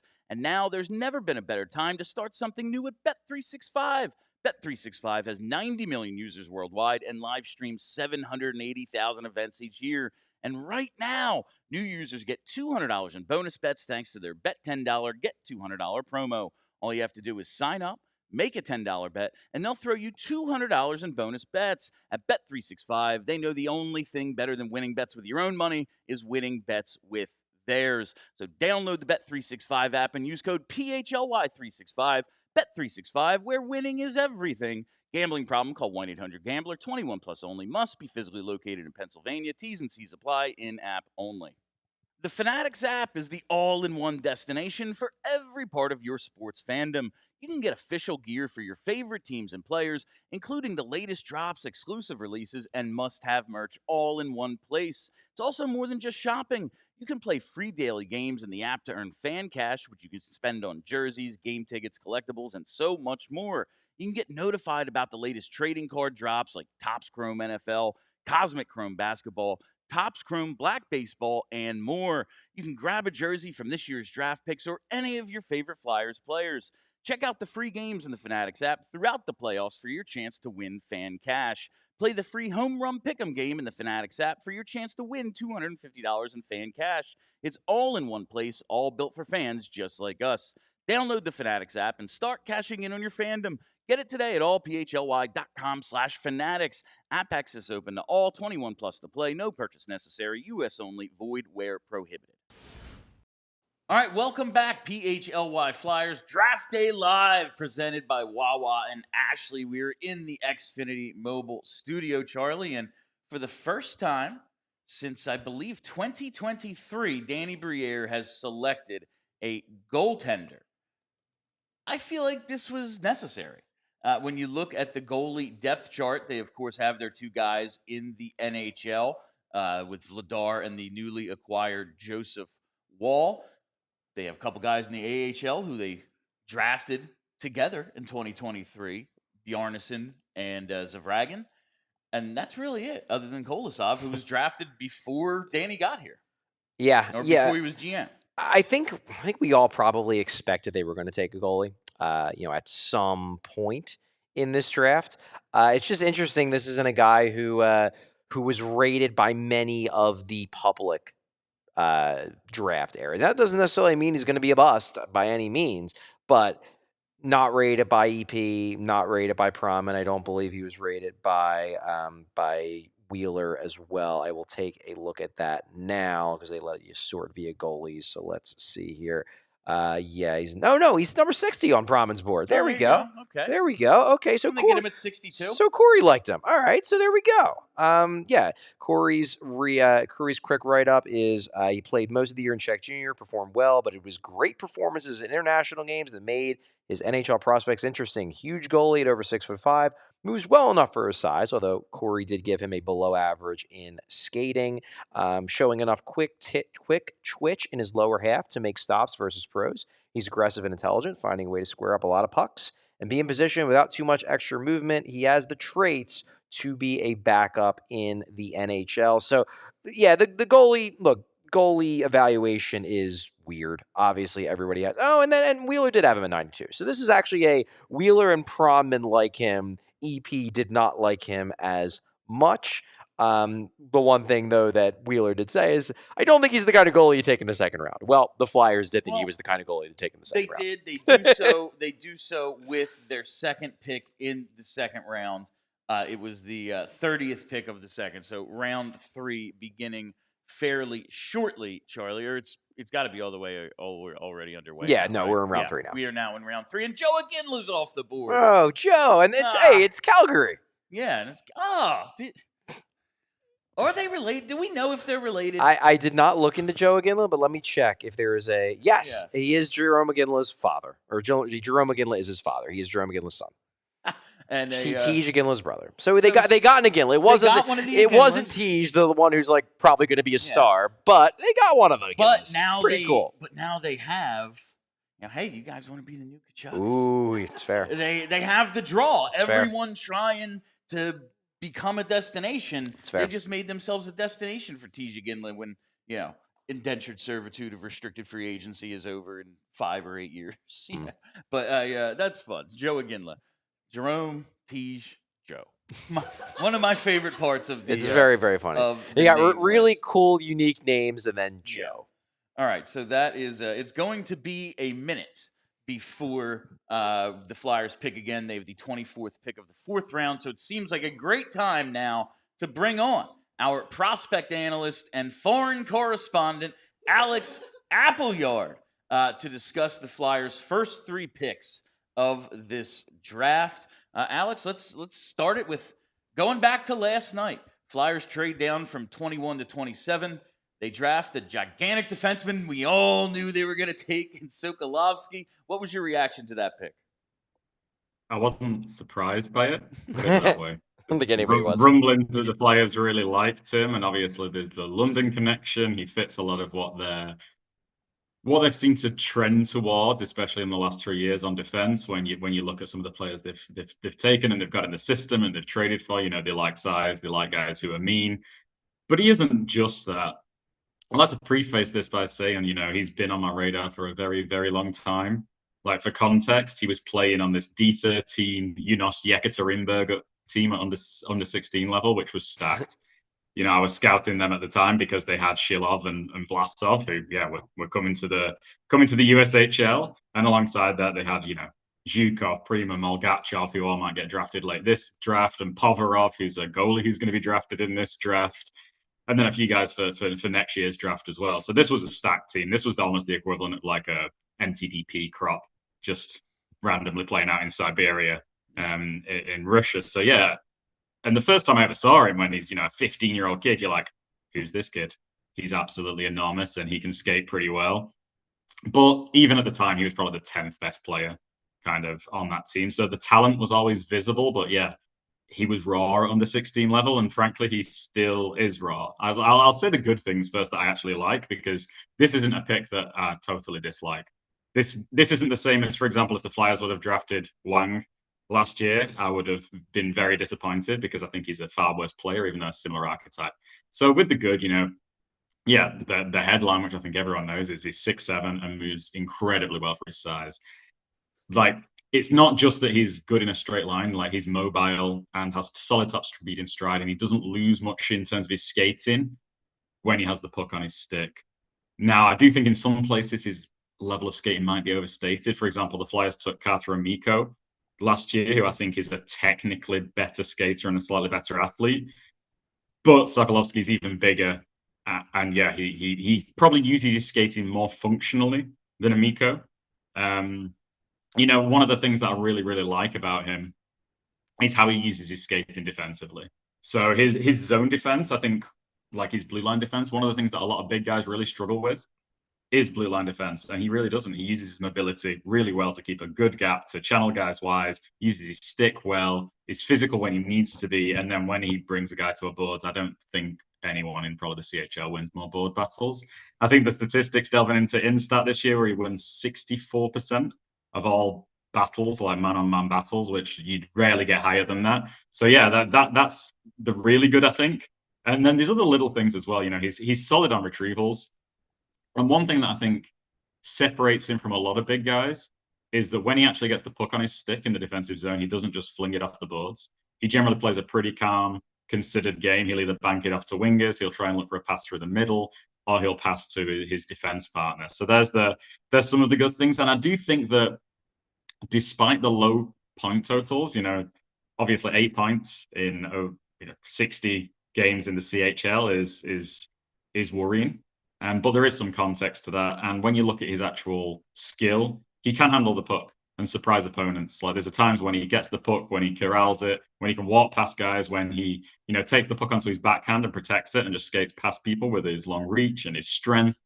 And then he has a big shot. I would say it's a bit out of control at times right now. There's been a few times this year when he's just smashed it like into the corner when he was trying to shoot on net. And, you know, he actually got an assist, I think, late in the year, which was exactly this. It was a shot that hit the glass, carroned to the net front, and one of the forwards slammed it home. So yeah, that if he can bring that under control, that can be a weapon. So that's the good things. And yeah, he also did only play like 13 minutes 50 on average this season, which obviously inhibited some of his production on a London team that's always stacked. So that's the good, I would say. And in terms of the things that I'm not such a big fan of, his puck handling is solid, but he does have sometimes a real issue settling pucks down. Like, initially, when he gets a puck on his stick, it can bobble off. And when he's skating with the puck, say in the offensive zone, under pressure, if he looks up sometimes, the puck can just fall away from his stick. You know, technically in control of it, but not really in control of it. And I think it's a problem for a lot of big guys, but he needs to improve in that area. And yeah, I would say he's not very creative at all. I mean, they're not drafting him to be a creative guy, but he's very almost robotic with his decision making and his reads. It's okay, simple play, and he makes the simple plays well. But I do think that limits kind of his upside. And the biggest issue I have with his game that I think does need to improve is far too often I would say he's almost a passenger in a game, offensively and defensively. He waits for the game to come to him far more often than he should. Now, obviously, he's a raw player. It's his first year playing kind of at a high level of juniors in the OHL, so some of that's understandable. And it's also understandable when you look at who he's playing with at times. You know, he's got Finnis, he's got Brustovic, he's got who was the other defenseman he played with this year? Caleb Mitchell, who might be drafted later in this draft, who were all kind of puck-moving guys, and he spent quite a lot of time with those guys, so it's natural he's going to defer to them. But you'd like to see that kind of improve going forward. Like, you take the bull by the horns more and use what you have to make things happen instead of waiting for things happen. But I can understand. I think it's an understandable pick in this range, if that makes sense. You know, I wouldn't have drafted him there. I probably would have waited for the mid-second round before I considered him. But I don't hate the pick.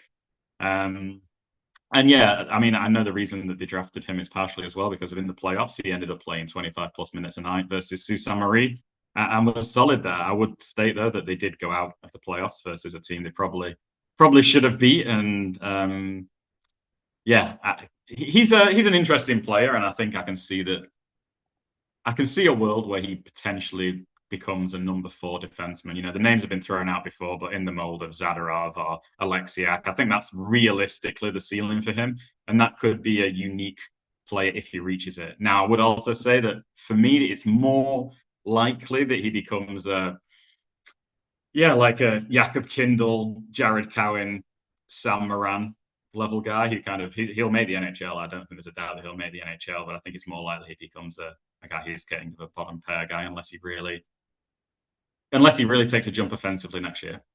Yeah, I think my big concern, and you kind of, I guess would kind of agree with me given what you just said, is number one, the hockey sense, and then number two, that kind of leads into the potential usage. Because I'm with you in that I would be shocked if he doesn't get NHL games. He's a first round pick who's 6'7" and super mean.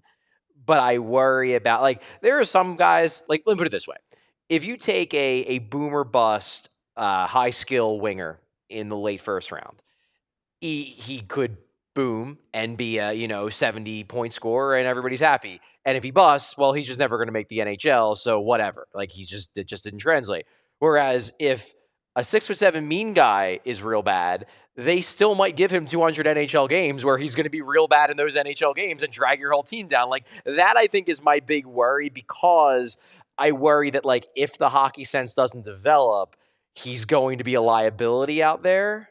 And if that's the case, I worry that he's going to be overused, kind of like a Logan Stanley has been for a lot of his career. Yeah, and I would say as well that even when you're talking about like the best case upside of a Zadorov's been a pretty poor play driver his entire career and kind of breaks even as a solid number 4 defenseman because he produces some points and he's really mean. And that's the concern with me. Maybe there's a world where he becomes, Joel Edmondson. Not dissimilar statistics in juniors in the year he was drafted on a per game basis at 5v5. But that is Joel Edmondson is a throw a dart with a blindfold across a room and it hits a bullseye. So yeah, that's my concern. I think he's going to be an NHL player, but yeah, I totally agree. I think there is the most likely potential for him. I do think is that he's like, a Jared Cowan or a Sam Moran or a Jakob Kindle, a guy who's given 2, 3, 4 years, play some good games, flashes some potential. You think maybe this guy can be a good number 4 who's mean and makes things happen in this league, and then he kind of and ends up costing the team some games and not kind of fulfilling his potential. But I do see the vision they have for him. If you squint at what he might be, there's a very unique player there. I think what gives me a little bit of optimism about some of the other elements of his game coming along, and listen, I don't do the research you guys do. You are far more adept at this than me, but just looking at his game log and how the production came about. Now, 8 points overall, that's not production to speak of, but through 34 games, he had no goals and 3 assists. And in the final 10 games of the regular season, he had 2 goals and 3 assists. Half a point a game the final 10 games. It's not a huge sample size, but perhaps it speaks to some of the progression we've heard he needs to go through already happening.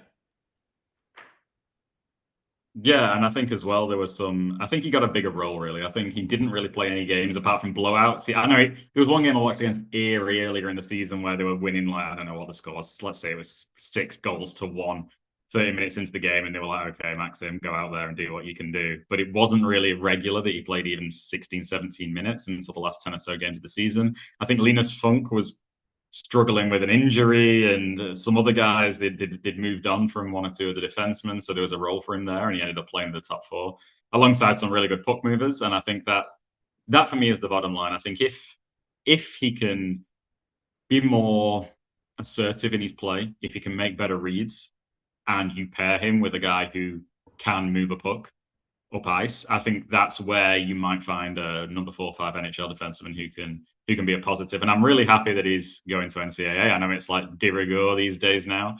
And I do think he needs another year at London. But yeah, him going to Maine he needs that kind of timeline. He needs 3 or 4 years playing against effectively men to iron out some of those kinks in his game. And yeah, with London, there aren't many places better in junior hockey to develop. They identify NHL players every single time, and they have the means to develop them as well. Alex, we've kind of beaten the Sokolovskii pick to death, but I definitely want to talk a little bit about the second round picks that the Flyers made. We've got a little bit of a gap until they make their next pick in round 4, which they got in the trade down. Neither of these guys are guys I'm super familiar with, but it seems like you are. So I guess we will start with Brek Liskey. Is it Lisk or Liskey? I think it's Liskey. Okay. Well, yeah, he's a guy he's interesting. He was a player who maybe 3 years ago, I think he was taken top 10 in the WHL draft, and was always one of those guys who you'd see as maybe this guy's going to be a first round NHL draft pick from the age of 14 or 15. I think he was probably a slightly early maturer. I think I believe he was 6 foot 6'1" when he was 15 years old, and has probably grown an inch since. But he was always one of those guys who at 15 years old, I can't remember who's playing, I think, Northern Alberta Extreme at under 18 level when he was like 14 or 15 and putting up point per game for them. And yeah, taken top 10 by a franchise in the WHL who know what they're doing. And Everett, they've consistently over the last 10 years developed NHL players. And he maybe hasn't developed, obviously, to the level people thought he would. He's not a first round pick, and I don't think anyone thought he would be. But there's some things to really like about him. Obviously, there's the size. He's 6'2". He's a righty. But I think what I really like is there's a combination of tools and hockey IQ that make you think with just standard development, he's going to be able to play in the NHL. He really doesn't do anything badly. I haven't seen, the only reason I've been watched much Everett this year, quite frankly, is Landon Dupont, right? Because he's an absolute treat. He's probably going to be the number 1 pick. And he's an incredible player. And towards the end of the season, actually, in the playoffs, Liskey played with him at times. Yeah, I heard that. That team also has Taryn Smith. He was an Anaheim draft pick, super talented, and he's boomed since being a 2nd or 3rd round pick a few years ago. So he was playing behind those two. And that's one thing I would say that makes me really optimistic for his potential as an NHLer. When you start delving into the numbers, he got no power play time all year because they had 2 of the best power play defensemen in the entire WHL. So I think he had 3 power play points over his entire season. And even in the playoffs, I think he only had 2 when he put up almost point per game as well. Yeah. And a lot of his points, I think, were transferable to a higher level. They were just smart reads, quick plays, moving the puck well, involving his partner in transition, helping wingers activate. So yeah, I think he's a smart player. He can move the puck. He can play defense. He's really well-rounded. And when you look at the statistics, he put up, I think, 0.41 non-power play points per game in the WHL. And the list of players who fail to at least play NHL games with that kind of production in the CHL is very minimal. You're talking 90+% of guys end up actually playing in the league. And I do think he probably will play in the NHL with just normal development. The big issue he has is he's a pretty mediocre skater. Like in all ways, he's not slow, but he's not fast. He's not immobile, but he's not mobile. He's just middle of the road. And when you're middle of the road at juniors, it means you're a below average skater. Sure. Kind of if in the NHL. So that's the area he really has to improve to avoid simply being a really good AHL player who can play 50 to 100 games in the league and then is not in the league anymore because there's more unique players than him. So I would say there's an aspect of he's a jack of all, master of none. But if he would have played on a different WHL team, I don't think there's any doubt that he would have put up 50 points. If he would have played on a lower team without a power play quarterback, I think he would have been putting up 50 points and people would have looked at him as a potential late first round, early 2nd pick as opposed to late 2nd. So yeah, I like the pick and I think it's a very good gamble on a guy who's at worst going to be a guy who can play NHL games. Elite Prospects compared him to actually one of my favorite underrated players in the league, Dylan DeMello, who's also a kind of jack of all trades, masters of none, who just drives play, makes things happen, and has carved out a role for himself as a really good top 4 defenseman. Maybe that's a bit rich for Liskey because I think DeMello does some things better than him. But I don't think it's impossible for him to be this number 4 or 5 defenseman who plays 18, 19 minutes a night and can kind of slot in anywhere and do anything. You need him on power play 2, he can do it. You need him on PK 2, he can do it. You need him to play up in the top 4, he can do it. Yeah, kind of player I like because he's smart and well-rounded, and I think there is a projection there for an NHLer. So yeah, I think it's a good pick. If I was going to grade it, I'd say that's kind of A-, B+ type of pick in my eyes in the 2nd round.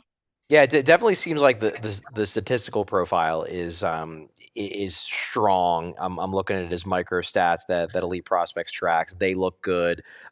Really interested to hear that that non-power play point stat, because I know that's a stat you really value. You found that it's pretty sticky in terms of predicting future outcomes for players. So that's really exciting.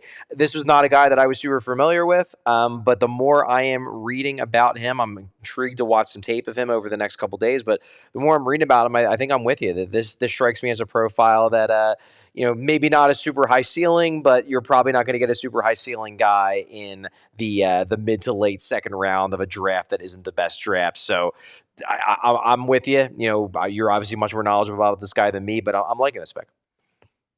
And yeah, I think they'll have seen a lot of him as well, because like with London, they have Luke Lusvik, who played with Everett this year. He's obviously a Flyers pick, and also a righty kind of biggish defenseman. He played on the third pair mainly, while Liska played kind of second pair, or at times up on the first. But so yeah, they'll be really familiar with him. And obviously, heard from Bill that he's a Flyers fan. So yeah, it's always a nice little caveat as well to a guy who actually wants to play for the team and cares. He's not going to ask out.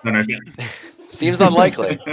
Him and Martone, both guys that you can trust, are going to sign their ELCs. There you go. They make it a destination. All right, the most recent pick the Flyers made, 62 overall, a 6'5" Czech goalie whose name I'm not going to try to say, because I don't need to offend a guy before he even shows up. Yeah, you got to tell us how to pronounce this name correctly so we don't mess it up. Yeah, it's Martin Pisovlavek. Pisovlavek? Pisovlavek. Okay, beautiful. And he needs a nickname. So yeah, I know this. I know this player pretty well, actually. I was funnily enough, I was actually speaking to his agent at the World Juniors while we were watching him play. So yeah, the first thing I would say is he plays in a really good program in Czech Republic. Karlovy Vary have incredible facilities. They're really well regarded, alongside, I would say, like Liberec as two of the teams that really develop players well. And this Czech under-18 crop is pretty fantastic goalie-wise. And he in the national team's eyes, he was the best of the bunch. They had so many options of guys they could bring to the under-18 World Juniors. They ended up bringing him, Sklenica, and and he won the starter's job and helped backstop them to a bronze medal, and was fantastic. He was the difference in a lot of games for them, and I think he really improved his stock at that tournament, because at times, playing in that Karlovy Vary system, he put up incredible numbers, but everyone's probably like, well, that team is stacked. They have a fantastic team, fantastic defense. They play a system that's inhibitive for opposition getting near the net, and he is a big guy who stops a lot of easy shots. I think that was probably the opinion coming into the new year, and then he went to the World Juniors where there were less easy shots and better teams, and he still put up over 920. And that's just been like the norm for him. He just doesn't put up under 920 anywhere he goes. In terms of why he was ranked lower, well, he's good positionally. He tracks the puck well. He's really composed, and he flashes athleticism. Considering he's 6'5", he flashes some real athleticism. But he's really not the best skater and doesn't have the best edge work. And some goalie scouts generally, as soon as they see a guy who takes tippy-tap steps or overextends themselves or has a lack of edge control when they push, they can't arrest their stop as quickly as they want to. They worry about that, because it means that when you're facing more east-west plays, you'll get exposed more. And there were some times this season where he really struggled on east-west plays and then ended up getting really scrambly.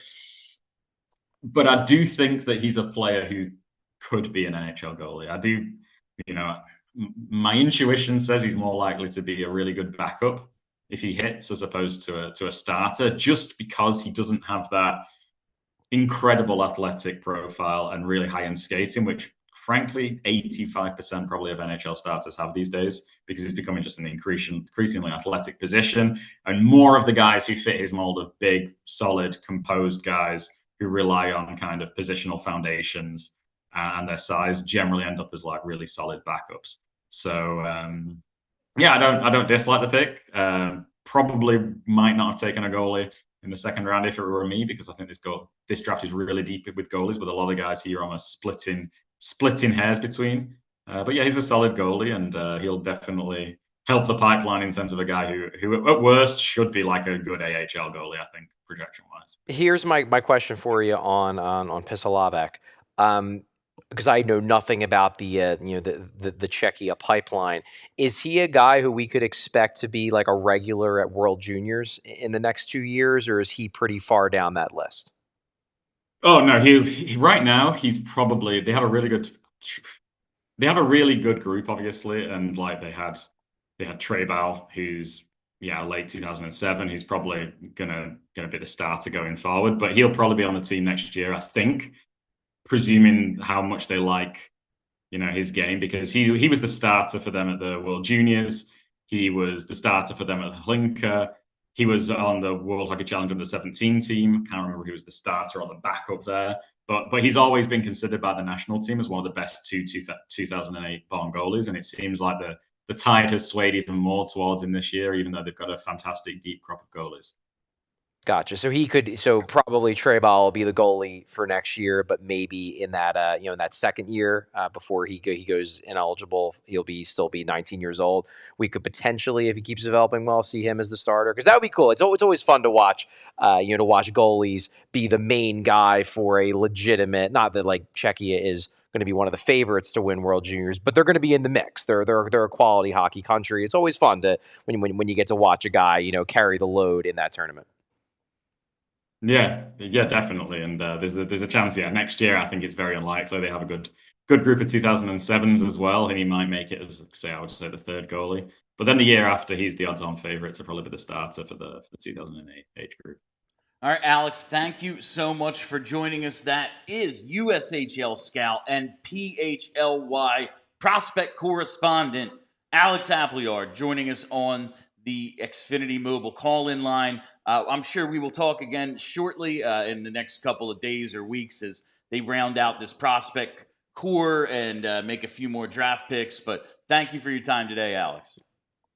No, it's my pleasure, guys. Have a great day, and hopefully the draft doesn't drag on for too long into the 7th round. Don't want you. Hopefully. All right, coming up on the other side, we're going to be joined by Steve Jaco, and I want to kind of delve into a conversation, an argument Steve and I had last night. Okay. And it's based sort of on your boom or bust categorization of Sokolovskii and some other things I've just been thinking about in terms of what we value in prospects. I want to do that coming up after this quick commercial break.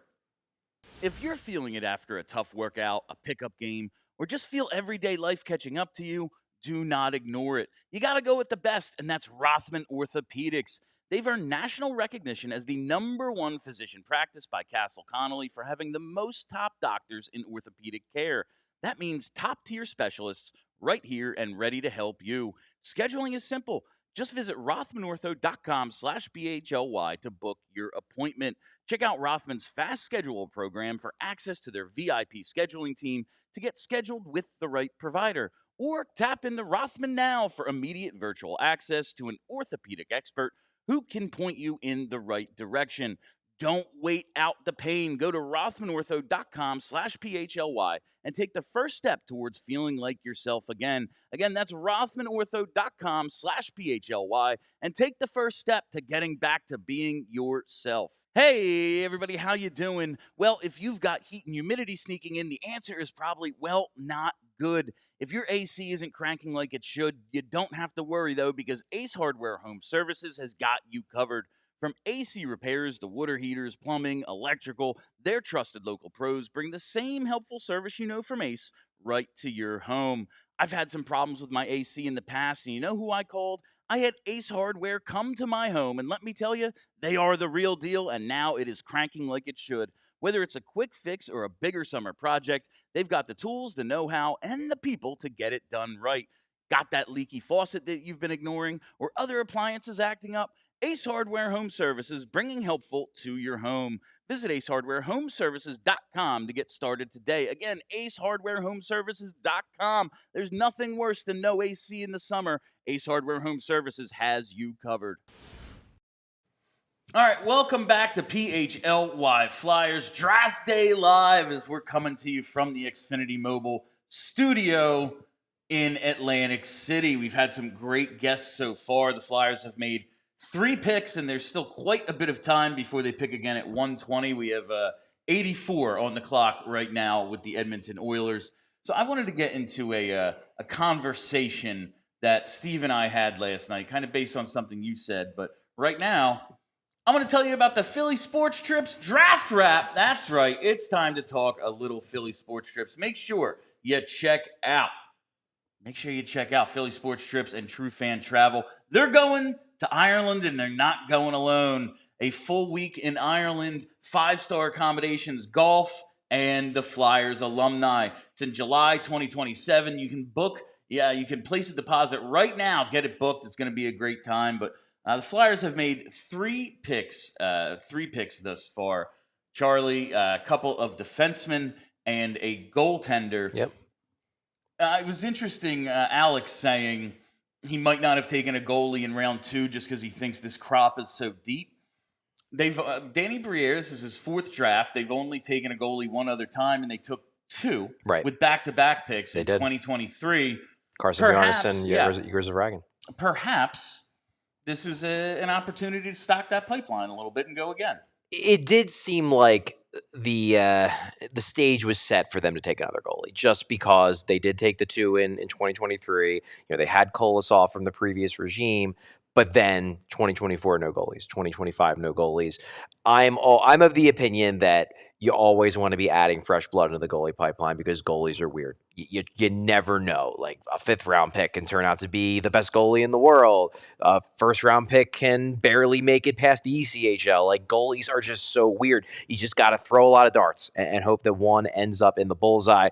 I get his argument. I do, because it's apparently a deep goalie draft, but I'm also of the opinion that, look, this draft, given the fact that it wasn't legitimately full of like high-end guys. I mean, once you got past maybe like the top like 12, 13, maybe if you're being generous into, 15, 16, 17, 18, it was a lot of middle of the lineup to bottom of the lineup guys. If your scouts tell you, we think this guy can be a starter. Now, that's not the consensus on Pisalavic, but hey, if your scouts believe that, I think you just go with them. And if they believe he's the best guy on the board, you know what? You trust him. That's why you pay them. If you're not going to trust them, fire them and get new scouts. Get other ones. Exactly. That was part of my point last night. Like when I was just going on about how long it was taking, I was like, if you're still arguing, you need to fire everyone. Yeah, right. Like you have your board set. You're doing what the board says at this point. Yeah. Like obviously there's tiers, of course, and there's trade options, but come on, let's go. But yeah, if this goalie who publicly is rated one way and you think, maybe there's a little bit more there, you go for it. And always be drafting goalies. Yeah, you can't have enough because you don't know what the hell's going to happen. They take a while to develop, especially a guy like, okay, he's big, maybe not the most athletic. He's going to be the backup at World Juniors, maybe the 3rd, then get a chance to be the starter. And what would that be, 2028? Yes. There's a long runway for goalie development. Have a lot of balls in the air, and that's how it works. And you see they're 2 guys in the NHL now. They have 2 guys in the AHL. They have Zavragin over in Russia. But that's really it for the pipeline. Now they add another one. I think there's a chance they go with a second goalie in this. You do? At some you point think they might take another draft. I just look at everything they have, and you look at their depth chart and how Danny talked about, we only – you would like more picks, and they eventually did get them. But – you only have so many contract spots. You only have so many places to develop guys. A goalie seems like a separate thing. Like it just doesn't seem like it's as hands-on, and the hit rate is so low that you just need a ton. It looks like Zavragin's really going to be something. Who knows about Bjarnason? Kolosov, there might still be a good goalie in there, but that's 3 guys. And who knows about any of them? Yeah. I mean, I'm obviously very high on Igor Zavragin, but who knows? Who knows? Maybe he stalls out. Maybe he's not as good as we think he's going to be. He never becomes, because right now he is, I would say in the KHL, when he's played, he has been extremely good for his age, which comes with the expectation that as he gets older, he's going to become extremely good in the KHL.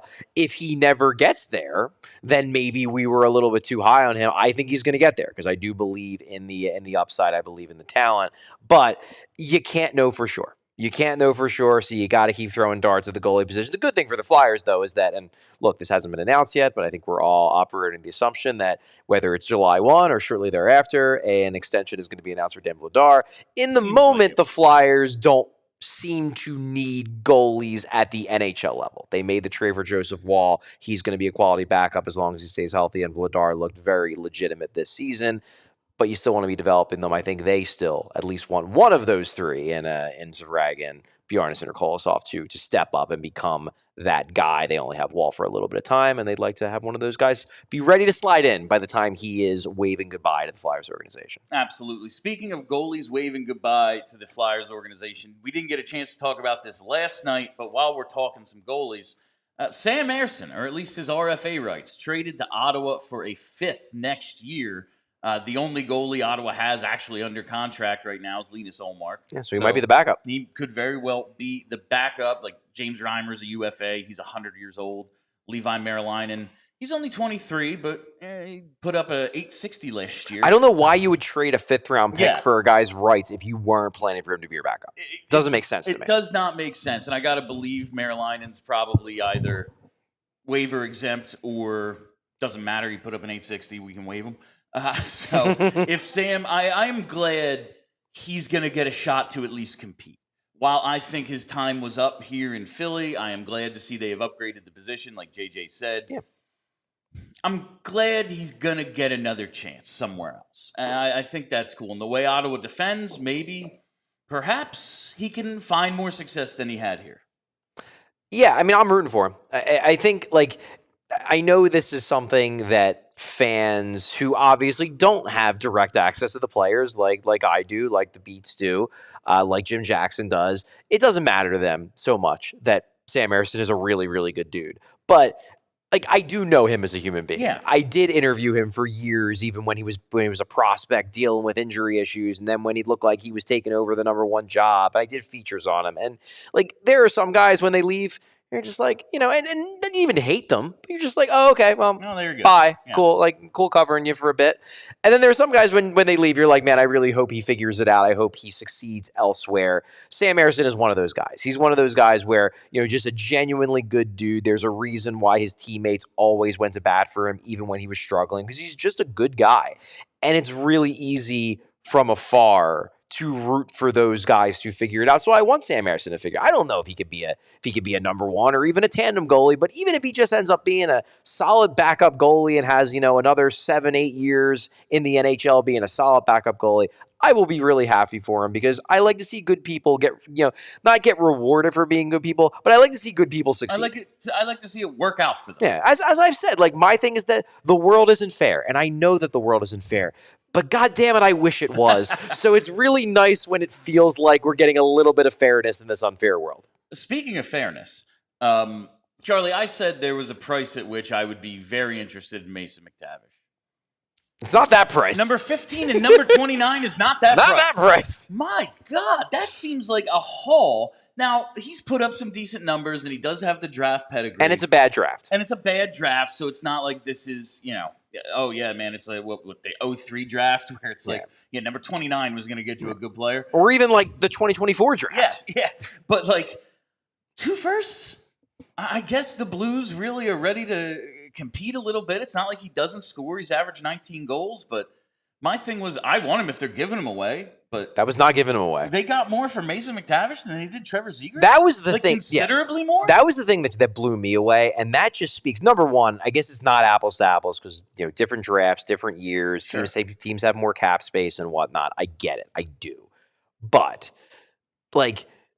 if you would have asked me this time last year, and this is before McTavish had another down year, and you asked me, which of the two would you rather the Flyers trade for? I would have told you Trevor Zegras then. Yeah. And that was before McTavish had an even worse year where he was getting healthy scratched in the playoffs. So now I would have much rather have had, last year's version of Trevor Zegras over this year's version of Mason McTavish. It just shows you size, physicality, NHL teams. Trevor Zegras had that tag. that he's soft, that you can't win with him. I think he's shedding it, to his credit. I think he's getting better defensively, and now he's got the Rick Tocchet endorsement, so it's like, well, the ultimate hockey man thinks he's a good player. I guess we have to change our opinion of him. Maybe not everybody has, but I think it's slowly turning. But at the time, in last summer, I would say that Zegras' reputation in hockey circles was low. It's very clear that because McTavish plays with some sandpaper, plays with some grit, and is definitely bigger than Zegras, that even though he was in a similar situation where he's getting healthy scratch, he's dealing with, the team maybe isn't sold on him anymore. They're not playing him at center, they're playing him at wing. Very similar situations, that McTavish's profile is just more valuable to NHL teams than Zegras' was. And I have contended, and the Blues just historically I think of a certain type of hockey. I have contended that I think McTavish would just have more success in Philly than he did under Quenneville and Anaheim. Yeah. Like, oh yeah, he was bad when they went to a rush-based offense. You don't say he's slow.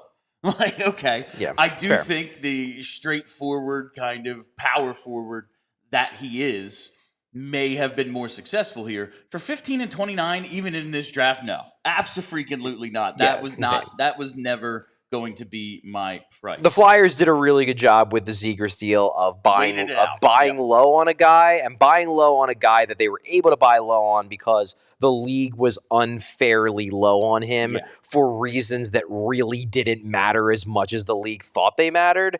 And the McTavish return just highlights, in my mind, how good of a job Briere did at zeroing in on Zegras. You saw it a little bit this year, too, with basically the maneuver that Buffalo did with Byram and then essentially replacing him with Olin Zellweger from Anaheim.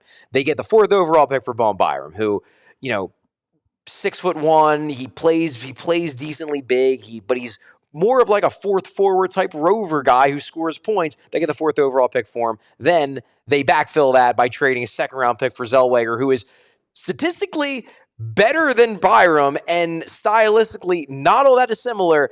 He's 2 inches smaller and has a little bit less draft pedigree. And that is the kind of move that shrewd general managers make, where you zero in on what matters, you ignore what doesn't matter as much, and in the end, the results very well might come out to be pretty similar.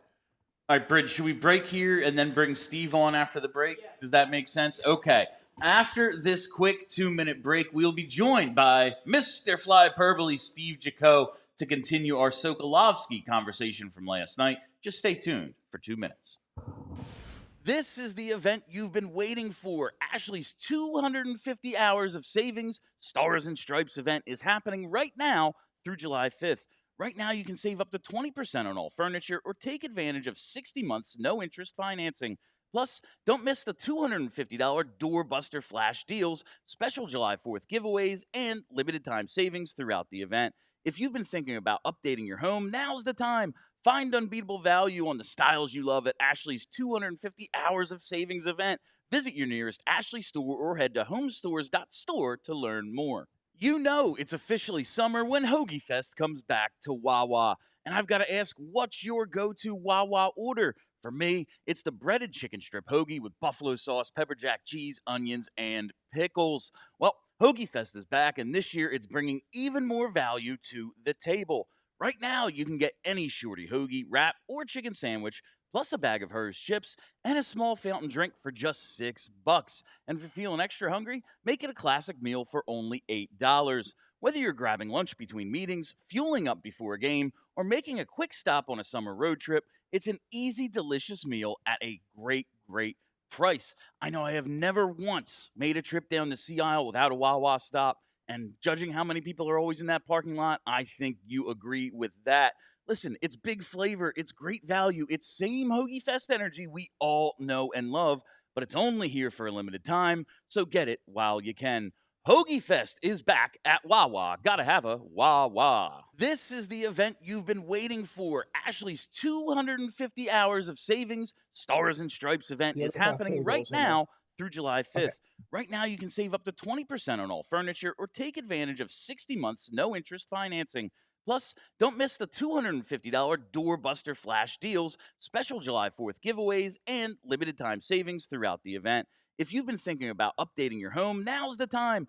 Find unbeatable value on the styles you love at Ashley's 250 Hours of Savings event. Visit your nearest Ashley store or head to homestores.store to learn more.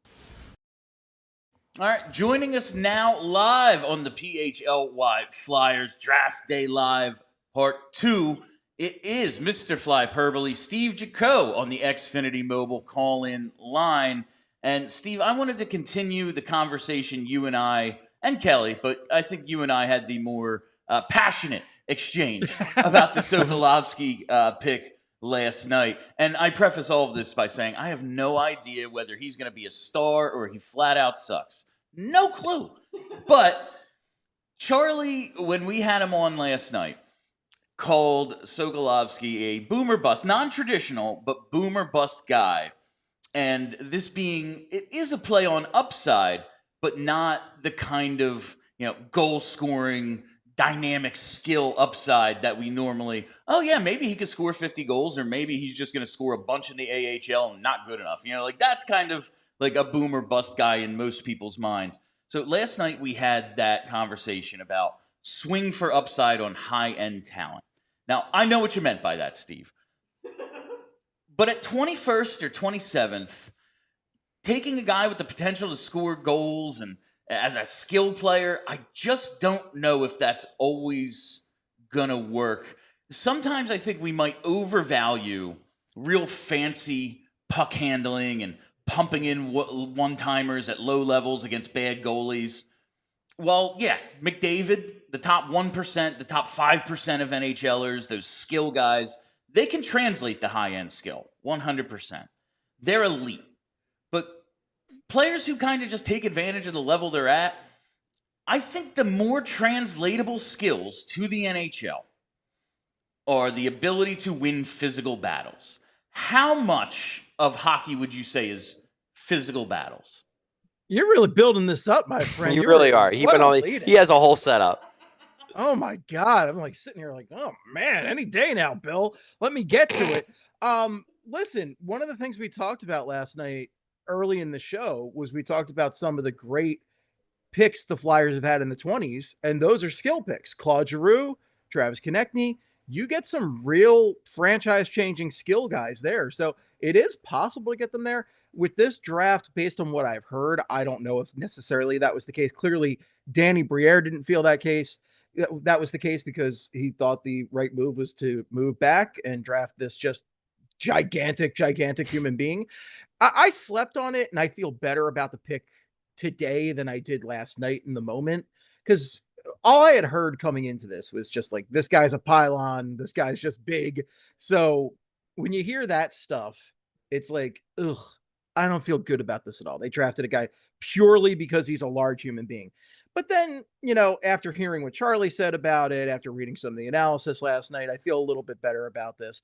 Clearly, they've done their homework. I do like that his skating is, pretty good. Like, it could use improving, but for his size, he's got good skating. So, there's a lot of things that you can say in defense of this. And specifically, if you think this is a future top 4 defenseman for your team, a guy who can be kind of a brick wall in there, a guy to lay people out. We all know when Paul Holmgren went after Shea Weber, and we all think about that's one of the great what ifs in Flyers history is what if they had gotten Shea Weber. We did a whole show on it last year.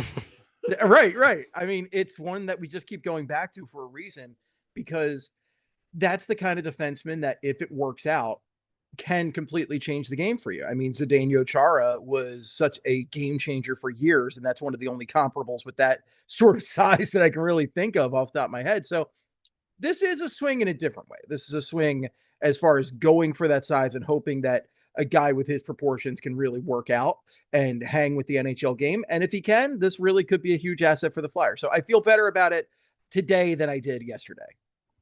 I appreciate that, Steve. And again, I might read something about him tomorrow, and I'm like, can we trade him? But oh, dude, I'm right there. And like what you said, I don't know anything. Like, yeah, I have no idea about any of these kids. Like, I started doing research a month ago, and like research is a light term here. Yeah, looking at kind of my draft board, and I think this maybe plays into, because you hinted at like the quality of the draft class plays a role in why in retrospect, you're like, maybe don't hate that pick as much as I did last night. To me, like, that is a big part of it, because I remember when I was putting together my rankings, and like, I was surprised that I ranked Sokolovskii as high as I did. But the more I looked at it, I'm like, well, I think he has the upside, in theory, to be a second pair, unique impact second pair type of guy. And there weren't a lot of guys in this draft that I thought had that upside. And it turned, like, I was looking, I'm like, well, once you get past like 35, there really isn't anybody that, like, in my list that I see as having that plausible upside. And it's like, all right, well, I think he does. Now, I might think it's less likely than it is for some of the guys that I had higher in that kind of tier. And that's probably where I, like, disagree with the Flyers a bit. But I don't think this is a, like, low upside swing. I think that was what I was getting at, was that, once you, because I mean, I'm looking at my board, like, once you got to 21, there really were, and I'm looking at this, there were 4 guys who I thought had legitimate, like, first, like, guys I would be excited about taking in round 1 at 21. There were only 4 left, and 2 of them were defensemen under 6 foot. And I knew on some level the Flyers were not going to do that. That, like, they just traded away Emil Andrić because they thought they had too many defensemen under 6 foot, and they wanted to go bigger on their blue lines. Not that they're anti-small defensemen, it's that they think they have enough. So, okay, you knock those 2 guys off the list. That basically left Adam Novotny and Igor Shilov. That was it. And if it turned out they didn't like either of those guys, then we're jumping into the tier where Sokolovskii, to me, is a perfectly fine pick. So it's like, all right, would I have taken Novotny at 21 rather than traded down? Yeah, I probably would have, because I really, really like him. But there are concerns about him. He's a little old for the draft year. He doesn't have much more physical development. He might just be a likable third liner. And then, like, Shilov might just be an AHLer. Like, he just may never learn how to play with pace. Maybe they look at Sokolovskii and they're like, well, I may see him as low floor, because I may look at it as like, well, he might get 200 games and just stink in all of them. But they might look at it as, well, he'll be at least a third pair defenseman because he's 6'7" and can skate. You know what I mean?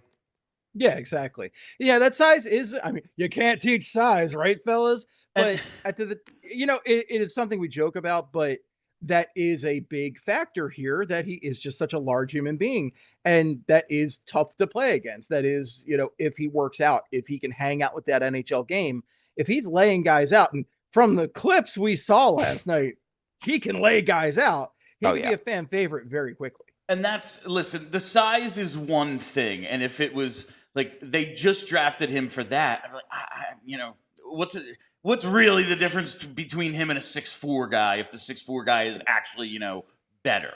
Yeah, like, then, okay, what are we doing here? And they've been selling the size. I have 3 tweets from the Flyers from last night, all referencing how big this dude is. But I bet they're getting killed on social media for those tweets. Absolutely. I am sure they are.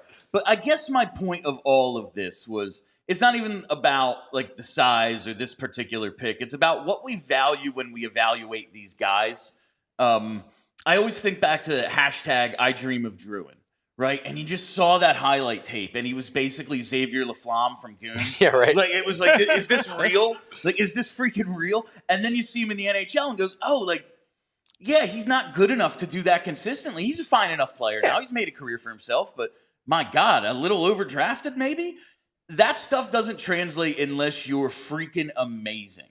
The stuff that does, like, that is the most important, unless you're Connor McDavid and you just skate by everyone, so who cares, is winning physical battles, willingness to engage in them, go to or protect the net, and that those innate qualities that Sokolovskii displays, to me, like, that tells me that can translate. And I think about what we love about Michkov. Scoring on breakaways is dope. I can't wait for him to pull off of Michigan. All the vision and passing is great.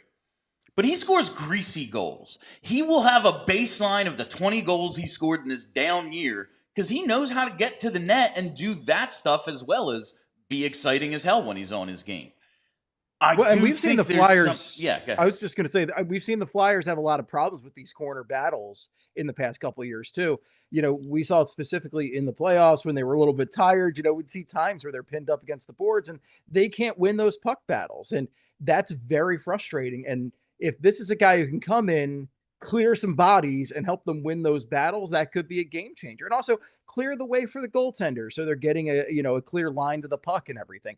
Stuff like that is really important. And maybe we do undervalue that sometimes when we're talking about all the fancy stat stuff. And also, like the intimidation factor is always big too. So maybe I've talked myself into it today. Maybe tomorrow, as you said, I'll be like, this is a disaster. But sleeping on it, I feel a little bit better. The Broad Street Hockey Twitter account sent me, they tagged me in a video of him just pummeling a dude in a fight. And I'm going to be honest, I'm thinking about getting a Sokolovskii jersey. You're like, I'm sold. Here we go. Here we go. Yeah, I son of a gun, I'm in. I just think sometimes playoff hockey is all about this. And then we look at a guy and go, oh my God, he just went through his legs like Allen Iverson. It's like, yeah, but he's not going to be able to do that against Nikita Zadorov. He's going to get hit in the face. Yeah, because Maksim Sokolovskii is going to knock him on his ass. He's just going to. And listen, there might be traits that he has. Like he needs to. I've seen. Smaller guys can kind of get leverage on him and get up and around him because he's so freaking big, and that's something he's going to have to adapt and learn. And there's stuff that might not translate, but I think to me it's just more a conversation of yeah, unless you are as good as what we think Michkov can be, I don't know how much of that always translates. And there needs to be that greasier element that I think we underrate sometimes. This is one of those situations where I really wish I could fast forward to the future. I know. I want to see what he is. To see what he is, but also to see all the guys they drafted last year, because they have emphasized size so much the past 2 years. And I want to see where that's going. I want to see what that looks like in whatever the NHL is going to look like in 2 years, because this is my big question. Is this a strategy that is more of a dinosaur strategy, or is this something that actually works with what the game's evolved into? Because these guys can skate a lot better than late stage Darian Hatcher could, right? Late stage Darian Hatcher was slow as heck. Mike Rathje, those kind of guys. These guys are all better than that. What, he played 5 games for the Flyers? He was on the disabled list, the injured list, the entire time. But these guys are much more mobile than those guys were. Yeah. They have higher skill levels than those guys. So, I mean, I'm not talking about prime Darian Hatcher. I'm talking about late stage, mind you. I don't want Darian Hatcher to come and elbow me or anything like that. No, thank you. But, at the end of the day, this is one of those trust the process. And I'm not trying to trigger any Sixers fans out there, but this is a kind of trust the process draft right here. And, Briere has won his trades, right? And I think when people try to give him crap, it's you have to point to the trades and say, has he made a bad trade? Because if you're going to give him crap, all his NHL level moves have been really good. And the draft stuff is really hard to evaluate until those guys actually make the NHL. Yeah, I mean, there's certainly a world where it turns out that Briere and company are bad drafters. Oh yeah, where we because they're the Flyers. Well, because we look back on the Ron Hextall tenure, and we say we loved his draft. In the time and even years after the draft, it looked like guys were developing really well, and then it just seemed like they all would collectively hit a wall around 2 or 3 years after the draft year, where they just either never got better or never even made it to the NHL, despite looking good right after the draft. There was a time when we thought of Ron Hextall as a really good drafter, and now we look at it as that was the mistake, was that he trusted in his drafting ability too much, didn't trade away any of those guys thinking he was going to build a contender off of his drafting, and then it didn't really work out that way. And maybe in 4 years we'll be saying the same thing about Danny Briere, but we don't really know that yet. When you draft a Russian in the first round who was in the doping scandal and go, yeah, it probably doesn't matter. Performance-enhancing drugs maybe didn't enhance his performance, Ron. Interesting. But ancient history. Steve, thanks for joining for this conversation. What do you got coming up for Flight? I mean, we're just going to be talking about the draft whenever I get to that. And, I'm sure BSH will be doing just a lot of draft coverage this week, and then free agency is coming up before you know it. Woo-hoo. So just kind of hoping that, we've heard some spicy rumors with the Flyers and nothing's really happened. So we're monitoring that. If something breaks, we're going to try and just drop everything to record about that. But, it's a kind of a waiting game right now. I'll tell you, JJ told us earlier, we're getting Werenski. He did not say that. He did not say that. I'm saying. Listen, it's been mentioned twice. All right, LeBron and Friedman have mentioned it. So, well, if they're wrong, everything I know about the world's incorrect. So Just get the quote where it's like Zach Werenski will be traded to the Flyers, Jim Jackson, and then under it, Bill Matz. Bill Matz. Yeah. perfect. You miss 100% of the trades you don't make. I asked Charlie at the break about my Werenski proposal, and he said that's too much. So you guys might have been right. I think it's too much. All right. Thank you for joining us, Steve. That is Steve Jaco of Flyperbole and Broad Street Hockey joining us on the Xfinity mobile call-in line. On the other side, we're at 98 on the clock. So 120 is quickly approaching, quickly-ish, and we will be here to react to that pick. I think we're going to stay through the 5th round pick, get everything we need to get in done. But first, we got to hit yet another break. Parks Casino is my casino of choice. Parks is a great place for a night of headline entertainment and award-winning dining. And then you can make the night complete and stay at the new, beautiful Parks View Hotel, which is just steps away from Parks Casino and offers shuttle service. And just announced comedian Ben Bankus on August 22nd and magician Michael Carbonaro on September 19th. And guess what? Tickets are still available for these headliners at Parks Casino. George Thorogood and the Destroyers on August 28th. That's right. 1 bourbon, 1 scotch, 1 beer on August 28th with George Thorogood. Sebastian Bach with special guest Steven Adler from Guns N' Roses on October 23rd as well. So do not wait. Tickets are going fast. Head over to parkscasino.com to buy your tickets. That's parkscasino.com. You must be 21 plus. Gambling problem, call 1-800-GAMBLER. Do not miss a night at Parks. The food is great. The entertainment is great. You'll have a great time. parkscasino.com. From the soccer tournaments happening down at the South Philly Sports Complex to baseball games happening right in your own neighborhood, summer sports are officially in full swing across the Delaware Valley. And whether you're getting ready to cheer on your favorite team or getting the kids geared up to hit the field, Dick's Sporting Goods is your one-stop shop for everything you need this season. We're talking jerseys and fan gear to rep your favorite teams, plus all the equipment, gloves, cleats, bats, balls, lacrosse sticks, everything you need for whatever sport you're playing this summer. And it's super easy, too. Just stop by your local Dick's Sporting Goods store anywhere in the Philly area or shop anytime at Dicks.com. So before the next big game, whether you're heading to the stadium or just out back for a catch with your friends, make sure you stop at Dick's Sporting Goods because summer sports start here. All my friends gear their kids up at Dick's, and there's no place I'd rather get all the jerseys and fan gear I need to rep the Philly teams than at Dick's Sporting Goods. Welcome back, PHLY Flyers Draft Day Live, Day 2 in the Xfinity Mobile Studio. And it's coming up. 100 was just taken. We're officially in the 4th round. 101 is on the clock. The Flyers pick at 120. And then it's not too long until their 5th round pick. They are at 136. It's the 8th pick. Yeah, it's an early pick because it was from Florida, right? Yes, I believe it was Florida's pick. Yes, it was. So early pick in the 5th round, and then they pick again in the 7th. But we will not be taking you to the 7th round. I believe the Brian Burke trade your 7th, go to the bar. The league actually told him you have to stop leaving the draft early. Did they really? Yes. That's awesome. They were like, I love it. We pan to the audience and your table's empty. You have to stop doing this. Brian Burke is one of those. He's great. He's one of those like general manager executive types where like I equate him, not completely, because obviously not an apples-to-apples comparison, because there is no comparison for John Tortorella.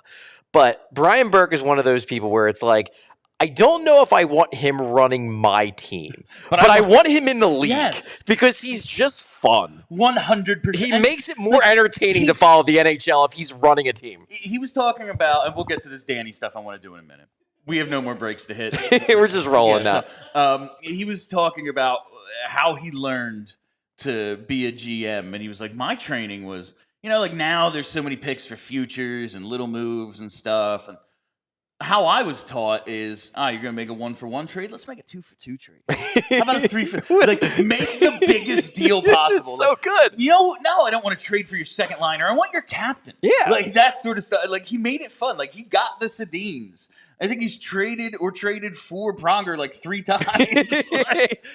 So I absolutely agree. And considering he seems like a dinosaur, he isn't. No. He's like a genuinely good guy. Yeah, he seems like a genuinely good I dude. had no idea until I started listening to him on Marek's podcast. There you go. All Okay, right, okay. Danny. Before we get to Danny, He's not joining us. We're just going to talk. no, we're going to talk about Danny's quotes from last night, and we usually don't get Danny after day 2. We get Brent Flair after day 2, so we'll get Brent after they get done picking.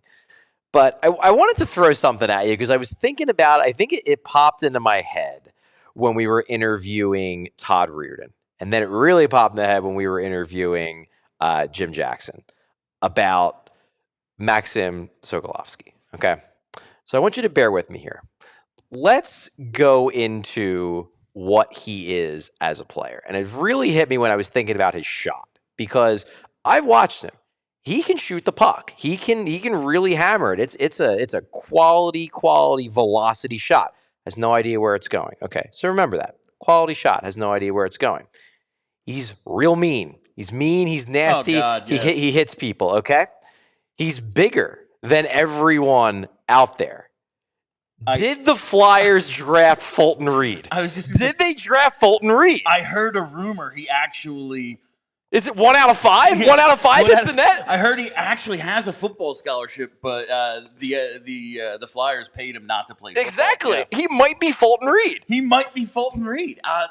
So we need a Dean Portman now. We need a team. When they get the Bash Hunter Brothers. McDonald. Yeah, Hunter McDonald works. The Bash Brothers. I don't know if you can have 2 big 100 penalty minute kill you defensemen that never ever score. But it just hit because it's like, yes, he doesn't score many goals, No. but the 1 out of 5 implies that 1 out of every 5 hit the net, and then out of all of those ones that hit the net always turn into goals. Against quality competition, I'm pretty sure some of those goalies are stopping. I mean, you have the Iceland goalie stops Fulton Reed in D2. Now he has it's seared into his palm, but he does make the stop. I'm just wondering, is Maksim Sokolovskii Fulton Reed? It did interest me, and the shot was brought up because the grade is 4.5 for his shot on EP, which is 50%. It's a 1 to 9 scale. He gets a 4.5. Okay, there's something there, and you hear about the velocity, and how can we get this thing off? And you think about what Todd Reirden was just saying, we need to actually, Jiricek needs to just get better at stuff. Sure. But you know what we need to do? Put him in situations to maximize what he does well. Yeah, scheme him open. And this is a situation where, okay, there might be something to work with here. Is he going to ever make the best first pass or whatever? I have no freaking idea. But if there are translatable skills or things they can develop into, all right, he's big and mean. He's a shutdown defenseman. He'll beat you up. Great hitter. And he's got a bomb. All right, that's something. Then that is something. That is a real first-round pick right there. The tools are there. That one thing. Yeah, the tools are there. And look, it's obviously a big benefit when you're 6'7". You just can get more power on your shot because of just the laws of physics. Yeah, that's Zdeno Chara had to get the waiver for his stick. Yeah, it was illegal. It was an illegal stick for anyone an inch shorter than him. Yep. But since he's 7 feet, that's the way it went. All right, let's talk about some of Danny's quotes last night.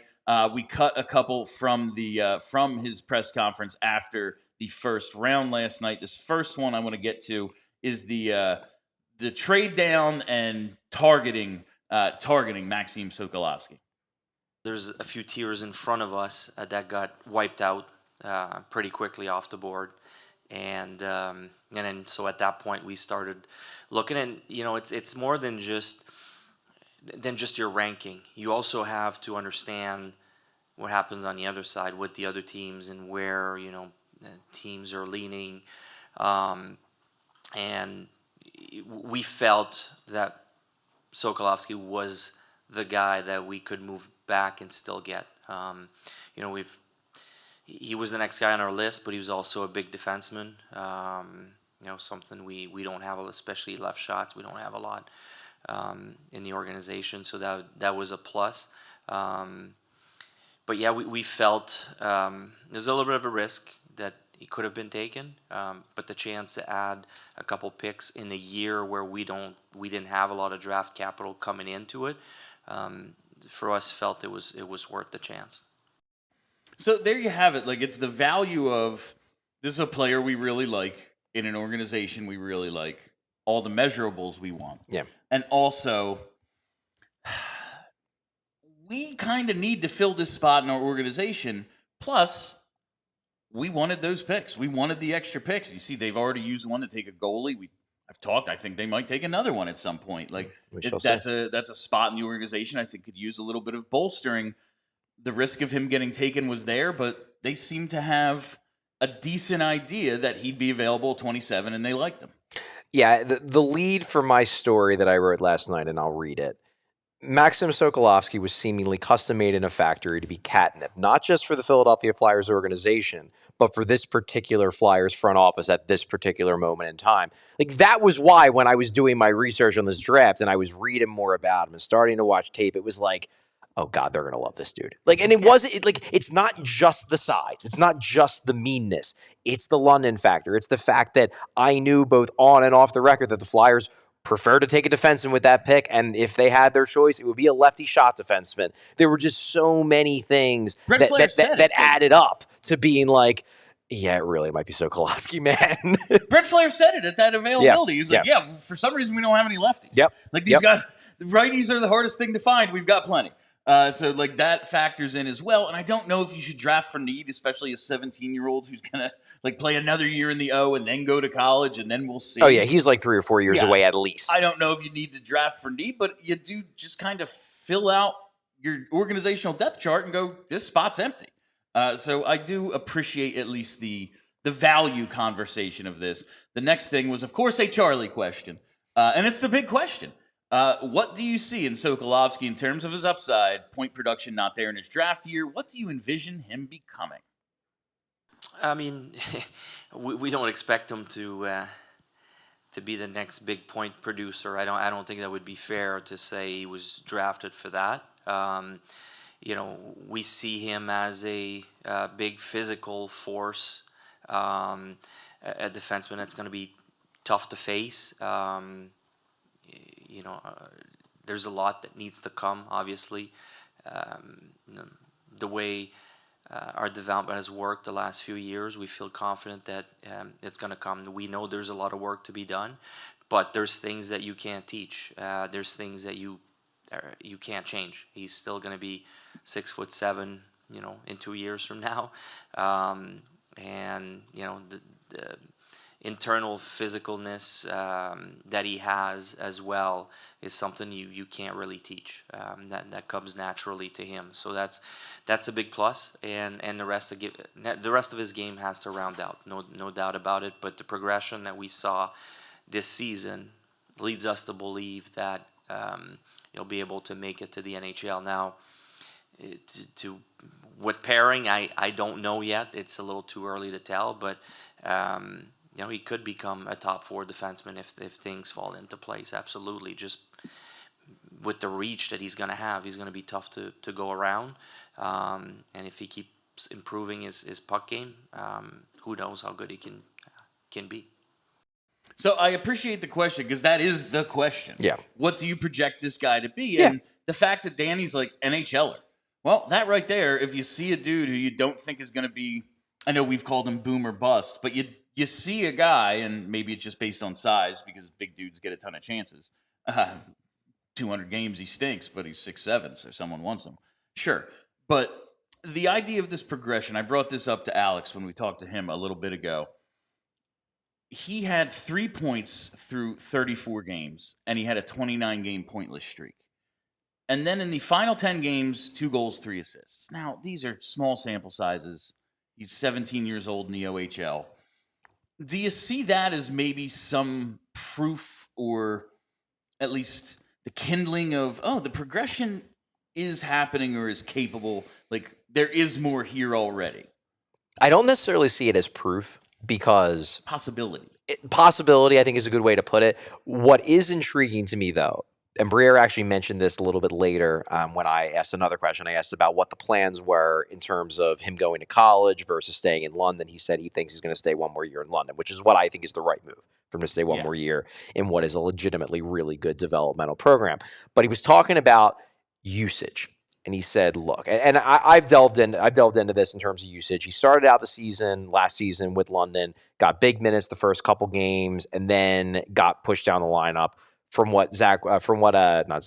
Scott Wheeler has reported, apparently they were struggling. The coaching staff there was struggling with the language barrier. They were telling him to do things he wasn't understanding, so they pushed him down the lineup while he was trying to figure that out. Then at the end of the year, they bumped him back up the lineup. Then he started getting top 4 minutes, and by the playoffs, and Todd Reirden mentioned this was actually a big selling point in his favor by the people who were big believers in Sokolovskii. He was directly hard matched against Brady Martin, and looked real good in those matches. Like Brady Martin, he was picked for being the physical dude, and Sokolovskii was beating him up. So what Briere hinted at, which I think is very intriguing, not just for our perception of him as people around the Flyers, but also the perception of Sokolovskii around the league. If he then uses that as a springboard to getting 20 plus minutes a night for an entire season in London and puts up, he doesn't even have to be point per game, but if he suddenly jumps from putting up 8 points to putting up 40, in addition to being 6'7" and mean, suddenly the doubters are going to be like, well, if he can do that and also kill people and be 6'7", maybe he is a blue chip prospect. That is intriguing to me. And look, maybe he just can't score. And maybe he's going to get 20 minutes a night and he's going to finish with 18 points because the offense is just never going to come around. But if he's getting 20 minutes a night, and if at the end of the season he was averaging half a point a game, maybe there is the potential for what appears to be a massive statistical leap, on paper at first glance, in his draft plus 1 season. That's intriguing. It is. And again, this is boom or bust in terms of there's a lot of potential outcomes here. Sure. And that's exciting. Him being a project, him being so young, it's and we won't see it come to fruition for 4 or 5 years. So be it. If he does end up being a guy who can play in the NHL, put up 30 points, and be this freaking monster that he clearly already is, and the fact that he has that innate meanness, I love. Because remember, and the hope is obviously this dude's a lot better than Oliver Lauritsen, but they liked the tools, but they just couldn't get him to snap. They were you need to go out there and want to hurt people. And he didn't have that in him. The fact that this is this guy's game. I think it's one of those translatable skills I don't know if I got my point across in terms of the value we put on certain skills over others. But that's one of those things, you can't teach size. You can't teach personality. No, you can't. And to me, that's, again, 6'4", 6'8". What the hell's the difference if the guy can play? But the personality type of, I want to go out there and run that guy into the third row. Yeah. All right, man. That's what you need to be a successful competitive athlete. And you have that. And it's a major part of your game. So I am excited to see what it becomes. It's going to be a while. But hopefully it pays off. Did you have any other takeaways? I noted Danny talked about the possibility of taking a goalie. Of course, they already have taken one. Did you have any other big takeaways from Danny's presser last night? Not major ones. I did find it intriguing, and this is another one of those moments where you're like, guys, stop reading social media. Because Briere went on a big explanation about okay, I haven't made the big move yet, and I know people are criticizing me for not making the big move, but I'm only going to make the big move if it's the right move, that kind of thing. Yeah. I get it. I do. I get why he felt like he had to, but also there's a part of me that's just don't worry about it. If you think you are doing the right thing for the organization, don't worry that there are people that are antsy, because fans are allowed to be antsy. You don't have to listen to them. Just have the strength of your convictions and believe that you are right not to rush out and do a big move just to pacify fans, that even if you do a big move in 2 weeks, they're going to be yelling at you to do something else. No, I mean, we saw that last year with Zegras. Yeah. It's and then what? I just got you Trevor Zegras for second round pick of Ryan Paley. Yeah. Now, I will say, just don't pay attention. Who cares? That's easy. But I will say, overall, Danny's job, Helferty's job, Jonesy's job, if they are going to execute their plan one way or the other, but do tell fans, I get what you're saying and recognize this. Because I brought this up last night, and, obviously right away, Kelly and Steve were yeah, but not really, because he got his Zegras, he got his Vladar, he's done things, I was like, I'm all for the patient approach. You don't just make a move to make a move, like Danny said. But you can eventually run into Ron Hextall territory, which like, what the hell are we doing here? So we're the 8th or 10th seed every single year. Or Steve Yzerman territory in Detroit. Steve Yzerman territory, exactly. Yeah. You can get to that point. Now, obviously, Trevor Zegras a bigger move than anything Hextall did. So it's not. How dare you not mention James Van Riemsdyk? And he was forced into that. That's he fair. didn't want to do it. That is fair. They were like, you got to spend some of this cap. We're the Flyers. He's like, fine, here. I'll get this guy you hate. But and he has made the moves, but you do get to the point of it. I've said before, it's never going to be perfect. Like, even the big moves that have happened now, obviously, with the situation of this offseason, Brady Tkachuk just wants to go to Florida. So, they get him, and it is the perfect move for them. Yeah, right. But you see how Vegas gets Eichel. It's because his neck doesn't work. It's always something. How we get Zegras, because the league's down on him because his coach hated him and his GM hated him. It's never going to be, and yes, we got Austin Matthews, and guess what? He aged backwards, and his knees are great. His shoulders are great. It's never going to be that. But you don't just do it because you think you have to. You do it because you think it's time. And I'm willing to sit with the patience. But you do have to do it eventually. He does have you to got do to do it eventually, especially given and, the way that they've chosen to do this. And him recognizing it and telling the fans that. I get that. If you're going to execute your play in the same way regardless, and you tell the fans, hey, I get it, I got to do it, and I know, I think that's kind of part of the overall organizational philosophy of, we're going to talk to the fans again and not talk down to them. Okay, that's fair. That's fair. I guess my thing was more like, who cares? But not even who cares. It's just more like, where are you reading this? Because I don't think, I really don't think any of the mainstream beat writers covering the team are screaming at Danny to make a move. It's all pretty much people on social media that are like, Danny, he can't get it done. He doesn't have the guts. I think he does. Now, does he have the chops to pull it off? I guess we'll see. I don't think he's lacking guts. I guess I'll put it that way. I mean, the dude played in the NHL at his size and was pretty damn effective, and it's not like he was a perimeter player. That's true. So I gotta believe he's somewhat courageous in that regard. I got to tell you about something really cool going on. True Fan Travel, our friends at Philly Sports Trips, they're taking the Flyers alumni to Ireland next year, and they want you to go July 2027 from the 20th to the 27th. 6 nights in Ireland along with the Flyers alumni. They've done this trip before. It was a huge success. You got to get in on this thing. 5-star accommodations across the board, golf trips, meet and greets with the alumni, everything you could possibly want in a Flyers experience. Plus, you're in Ireland having a great freaking time. You got to do it. Go to truefantravel.com or phillysportstrips.com. Get your deposit down. Book now. They got payment plans. Do it. Heyo. And they have been a great partner for us over this draft weekend, as was Yards last night. Wawa and Ashley have been presenting the show's draft week for us this entire week. It has been quite a success as we now...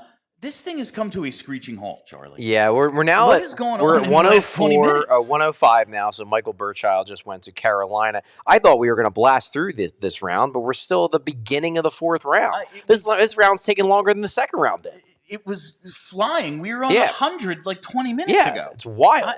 Maybe something crazy happened and we just didn't notice it. So the Flyers' next pick is at 120. So it's probably a good time to take a step back and see where things are on my board.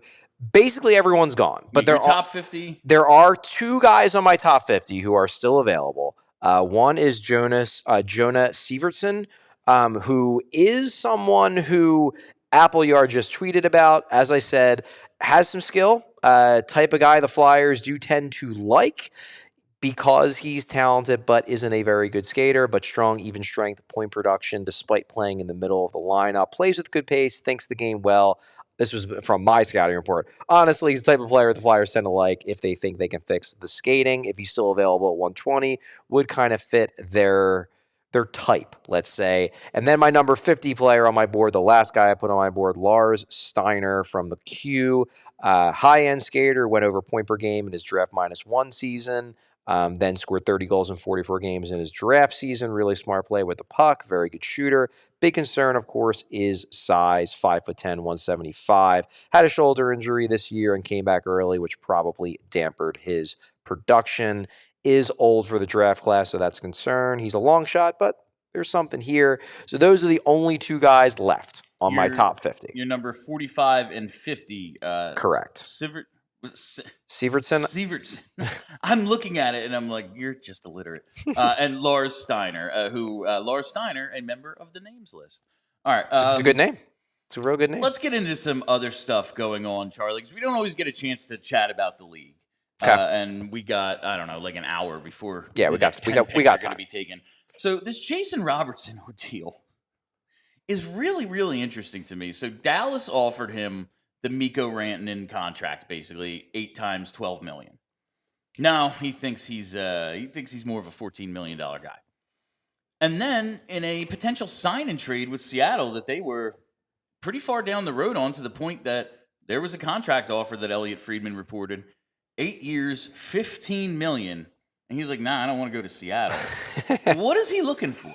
He wants to win and be the highest paid guy. He wants to be in Dallas and make more than Mikko Rantanen. He wants to have his cake and eat it too. No, I think, in fairness, he's a really, really good player. He is. So it is totally reasonable for him to want to get paid like a really, really good player. I get that. I do. The problem is, of course, is that the teams that are really good don't have a ton of space either at the top of their lineup or in terms of cap space or both. So is there a team out there that can both pay him, let's say in the 13 to 15 mil a year range and also be a cup contender? Is there a team like that out there? I'm not sure, but I respect his attempts to find them. What is it that it feels like Dallas is cool with him, but they're like, I don't know if we're in love. It feels like there's something. They clearly like him. They've been willing to offer him $12 million a year. You don't offer a guy that much money, that much of your cap, if you don't like him. I've always gotten the sense, and this is very much the issue with him with hockey people, is look, production undeniable. Seems like a perfectly fine character guy, so I don't get the sense he's like a problem in the room or anything like that. Scores goals, produces points, drives play to a ridiculous extent. He is an elite play driver. The two things that he doesn't have, he's not a great skater, and he's not particularly physical despite being big, and those are things that are always going to rub hockey guys the wrong way. The skating is acceptable if you're big and tough. He's big and finesse. And that is always going to have them a little bit on the fence about. And I guess that would be the one thing that would maybe, I see a guy with 45, 46, 41 goals on his resume. I would like that guy. I would even maybe like to pay him a whole bunch of money. Yeah. When you get into that 8-year territory for a dude who is about to turn 27, big guy who doesn't skate well, what's it going to get better?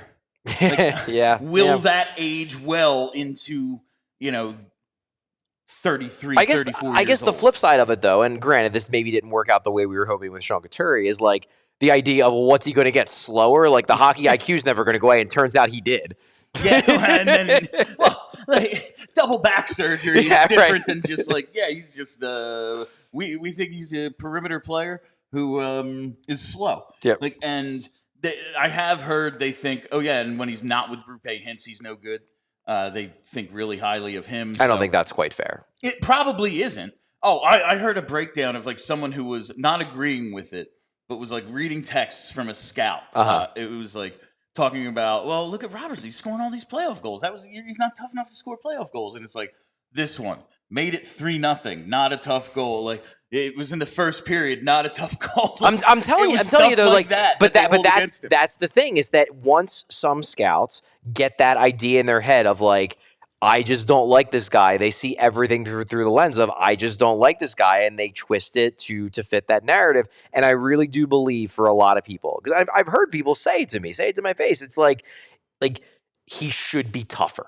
And he's just it is such a sin in hockey for you to be big and not tough. Like, if you're small and not tough, like, that annoys people because, like, everybody should be big.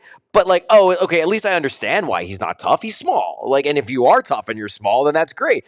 But if you're big, it's like you owe it to the entire hockey world to be a badass. And if you're not, it's like an affront to everyone. No, it's JVR.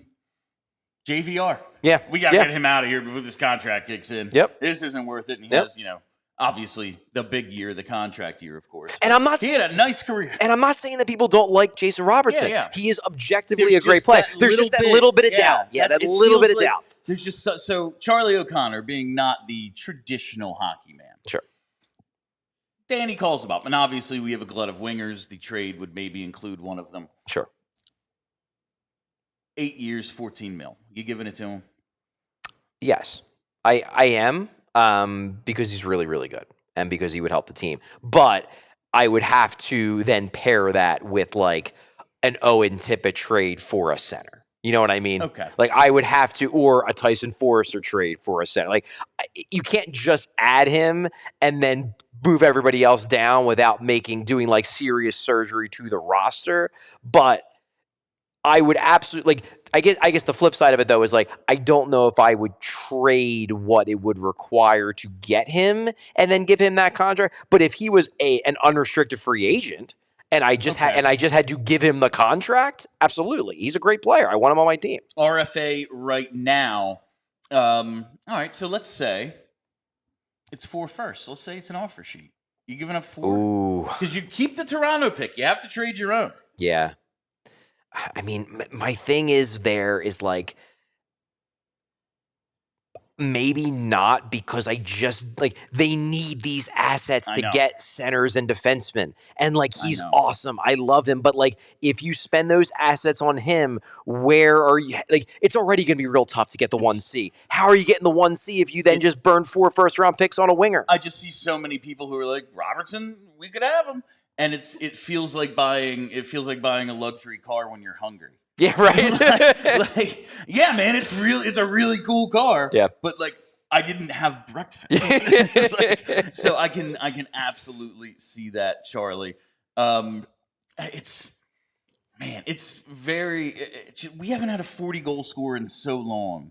I get it. But I love Robertson. He's awesome. There is still that idea of patience. Yeah, and what if Michkov and Martone are just better? Like, what if they're that would be awesome. What if they're both 40 goal scorers too? And it's well, why did we pay this dude?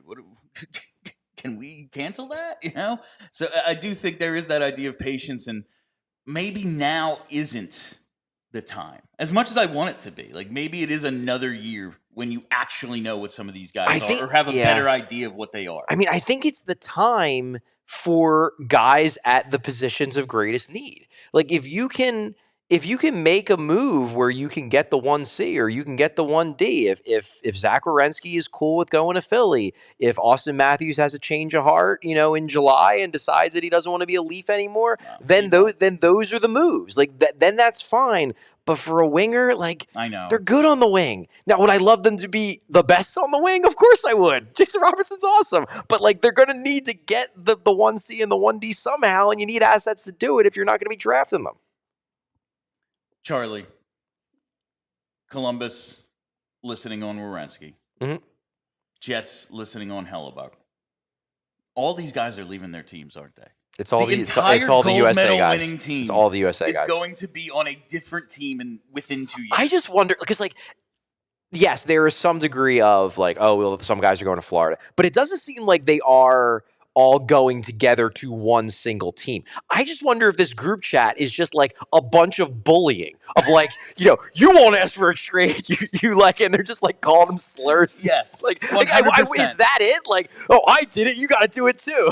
You won't stand up to Steve Yzerman. Who says I won't? He said mean things about me when we negotiated this huge contract that I signed. Like I just, what's going on in that group chat? I would love for to somehow accidentally get added to it.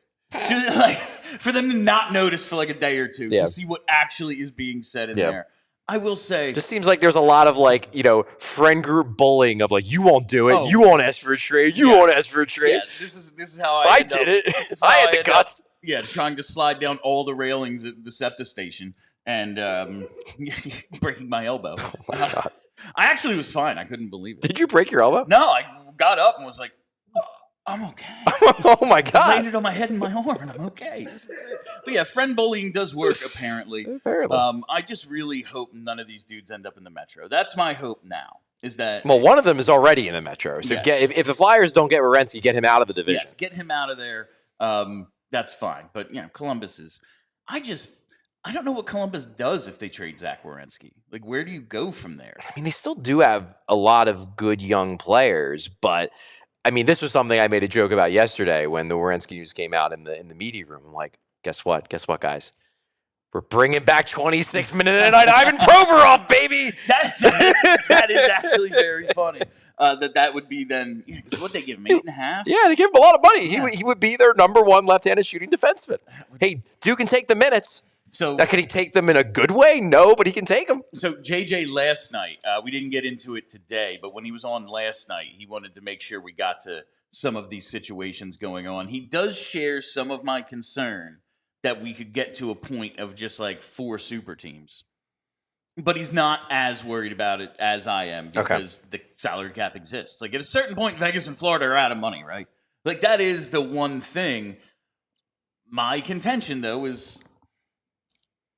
Last time, yes, I saw you tweet yesterday, like, good players want to play for good teams. Shocking. Story at 11. Story at 11, yeah, that's what I All said. right, so this is aimed at me. It's fine. It's funny.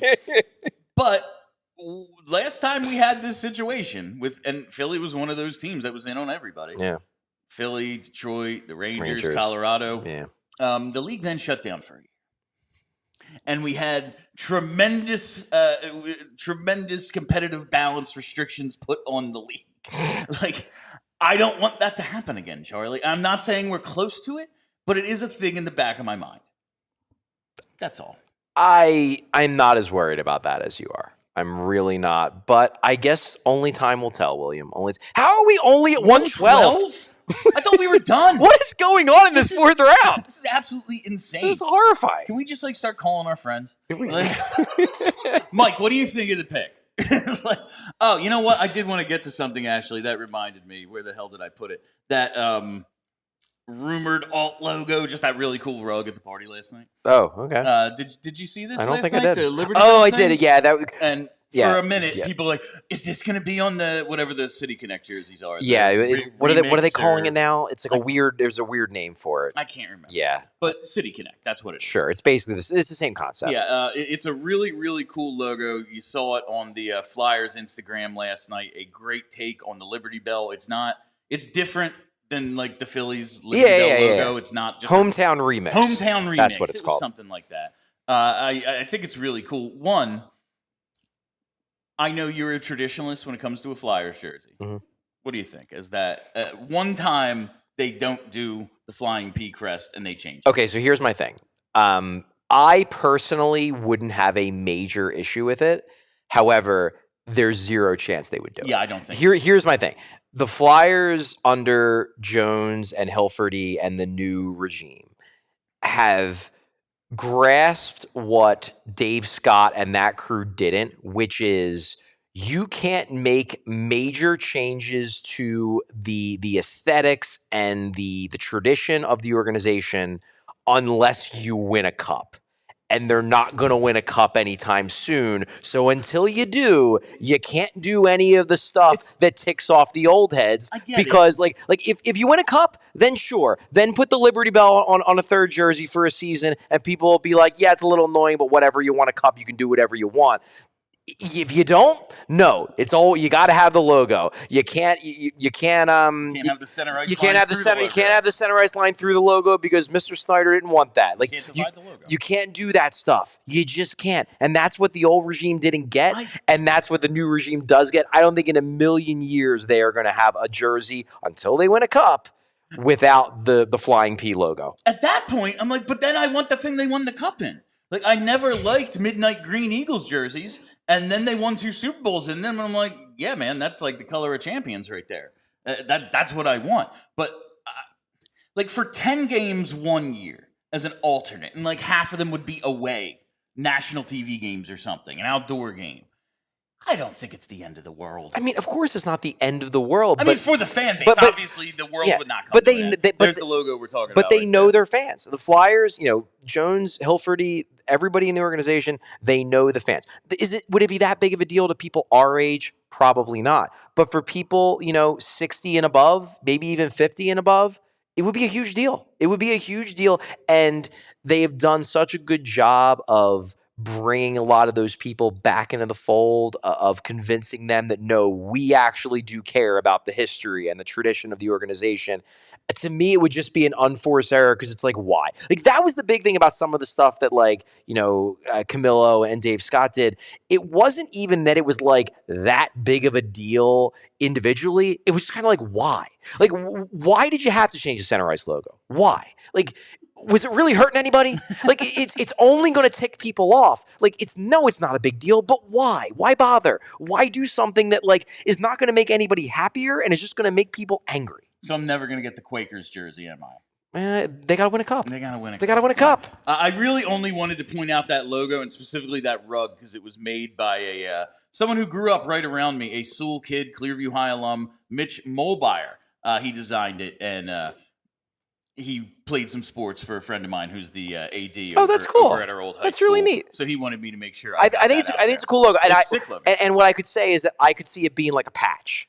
I think you could put it as a patch on the jersey. Kelly and Steve last night, when it just came up in passing, were like, shoulder patch? Yeah, beautiful. Absolutely. Even the where Winter Classic patch or something would be very cool as well. I think it works really well that, but I don't think you can do the replacement for the flying P. I don't think you can. Not yet.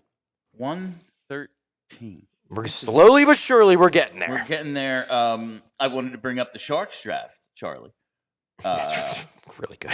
It's like, really good. Of the 10 or 12 guys whose names I'm familiar with, they got 3 of them. Yeah, that was a really, really solid first round. Yeah, I had Stenberg at 2, Verhoff, and this is my ranking. Stenberg at 2, Verhoff at 10, Lynn at 13. They got 3 of my 13 prospects, and I'm probably lower on Verhoff than most. Yeah, you were because Verhoff was a guy a year ago who was like, yo, this might be the guy. I worry about his hockey IQ. I think he's going to be at the very least a really good second pair defenseman, but compared to the other guys, him and Schmitz were the ones that I had the biggest concerns about I'm not sure if they're first pair guys. They could be. The physical upside, the potential is very much there, but I'm not convinced that's who they're going to be. Whereas the other guys, Carls, Rudolph, Reed, I was like, yup, they're first pair guys. So that's, but I mean, to get Verhoff, who obviously has first pair upside, and then to get Lynn, who I think is going to be a rock solid number 3. I mean, you look at, you got Dickinson, who I know didn't have a great rookie year, but I still like his skill set. Now you have Verhoff, now you have Lynn. I mean, they have the makings of a really good, well-rounded top 4. And obviously, their young forwards are awesome. It's just that I like the way the Flyers are doing it because I get to watch meaningful hockey right now. Now, the Sharks made a run last year, but they didn't make it, but they were relevant because they're in the Pacific. They were in the race. Not that the Metro is the Atlantic or the Central or anything, but the Pacific was described as a pillow fight by players in the pillow fight. That's true. The team that won the division fired their coach with 8 games left. And so they made that little run. I am appreciative of the way the Flyers are doing it because I'm tired of watching bad hockey, but you just look at what the Sharks are and it's like, damn, they're going to be something. I mean, it's going to be very interesting to see, because the Anaheim rebuild is obviously working in the sense that, Severson just went to Vegas. So when at 113, I liked him as a potential option at 120. Boo. All right, do you have one left now? One left. Lars Steiner is the last guy in my top 50 who is still available. But going back to Anaheim, Anaheim, it does appear their rebuild is succeeding. They've unearthed a bunch of really, really good players, and they've already made the playoffs and even won a round. We shall see how that progresses, but it looks like they are on the right track. However, they have, and I guess McTavish was a bit of an exception because they got a good return, but they've had to move out guys who at one time looked like they were going to be core pieces because there just wasn't enough room. Zegras, McTavish, Zellweger, they've had to they stockpiled a lot of talent, but then it becomes how do you fit all these guys? And I'm going to be very intrigued to see how the Sharks fit all of the young guys that they've stockpiled over the last 3-4 years.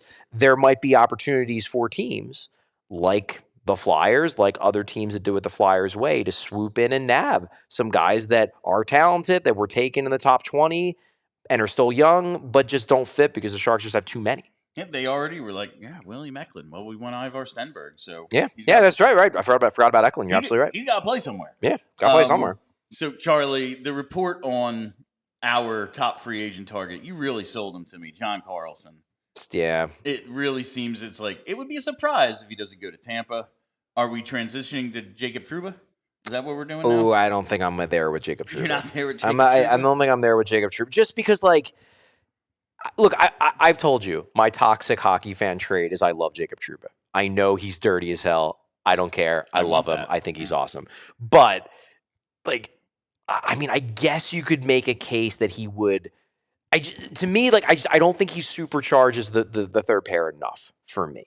For me, he doesn't. I guess you could sell me on if you trade Risto and he comes in to backfill some of that physicality. But, like, I just don't think he's that good anymore. He just doesn't do for you what Carlson does for you. Like, I'm gonna say something that people might be horrified by. I would rather trade for Nurse than sign Trouba. I would, because I think Nurse is a significantly better player than Trouba at this stage. Are you surprised Nurse hasn't been moved? No, because I think teams are just lowballing him. I think teams are like, hey, he's the one who demanded a trade, and, like, he's got a bad contract, so sell me on taking him. That makes sense. I am on board with Nurse. There has to be salary retention, and when there's salary retention, the ask gets higher. Yeah. Like, it's just, there's such a narrow parameters for me to be interested Which in is it. probably why he hasn't been moved yet. Yeah, yes, I assume if I think that many people. Yeah, exactly. I wonder if they just go in with this defense the way it is. I thought they were going to make major surgery on this defense, but maybe it's just, Bonk and Jiricek, and we figure out a way to get them both into 60, 65 games. Yeah, Sealer is the Sealer's 5, still and here, Risto stays, and then they wave goodbye to him at the end of the season. It's possible. And just with now the loss of Hathaway, you already traded Nick Delorier. I realize these aren't high in the lineup guys. When we were talking to Fridge last night, I was like, do you think they need to? And before I even got to the question, he was like, oh, they need toughness. Like, he knew where it was going and jumped right on. Of course Fridge is going to think they need toughness. Yes, but I can't imagine his line of thinking is too far away from the organization for whom he played for a while and now works on the broadcast for. It's a fair point.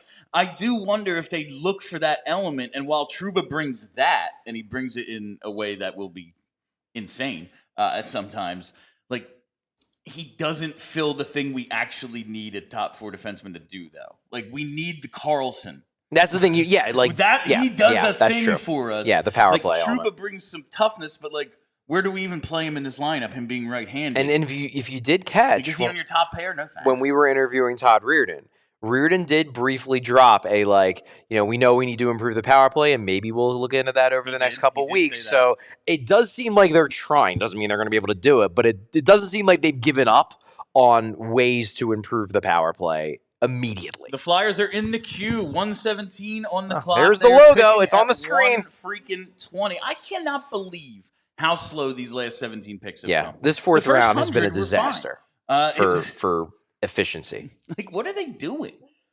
And that was a really good shot. They're showing clips of this Zach Wooten guy. He can really rip it. Zach, like Wooten. these shots, he's ripping this puck. All right, good for the Jets. There's some good names on this list here. But Braden Klimke. That is such a, like, WHL name. Oh, 100%. I cannot believe how hard I fell for the J Fresh thing. What was it? Jaden Braden Caden? Caden, I think. That's when I realized. That's when you're like, all right, I can't even assume this is real. That was like number 20. Yeah, it was like 3 rows of 10 or whatever. You're like lowly worm, maybe. Jaden Braden Caden, that's where I suspend my disbelief. Like 21 Ricky Lafleur. I was like, oh, that's a funny coincidence. And 22 was a guy who I knew was draft eligible. And then I was like, I don't know about some of these. And then when we got to Jaden Braden, I was like, no. I do. What I love about that, so for those who don't know, on Twitter, Jay Fresh, who's an analytics person, he always does this fake mock draft where it's mostly real player names, and then he sprinkles in maybe like 20 completely fake names. Some are just like random names, but then they get progressively more insane as if it's like a Key and Peele sketch. Yes. And what I love about it is it very much reminds me of like old hockey Twitter, like when hockey Twitter was a lot more fun, like back in like the mid 2010s, late 2010s, because it's just goofy. And I love just like the unabashed goofiness. Like it reminds me of the days of NHL Flyer posting the Andrew McDonald geese fine, where he's screaming the terms of the Andrew McDonald contract in an open field with a bunch of geese and they all fly away. Like that was the goofiness. That was when that website was fun. Not when they were like flagging me for tweeting too much because I didn't pay for a blue check mark. Tweeting too much, Charlie.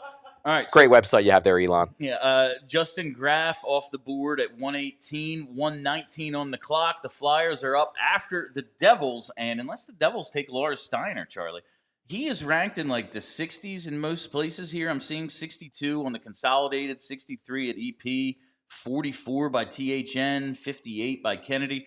Why hasn't he gone yet? Size. Probably size. All right, Flyers are on the clock. So We've done it. Let's see if they take Lars Steiner, ranked 50th by Charlie O'Connor. It's like suddenly I am obsessed with Lars Steiner. I want him bad. Rick, Scott, and Lars, the Steiner brothers.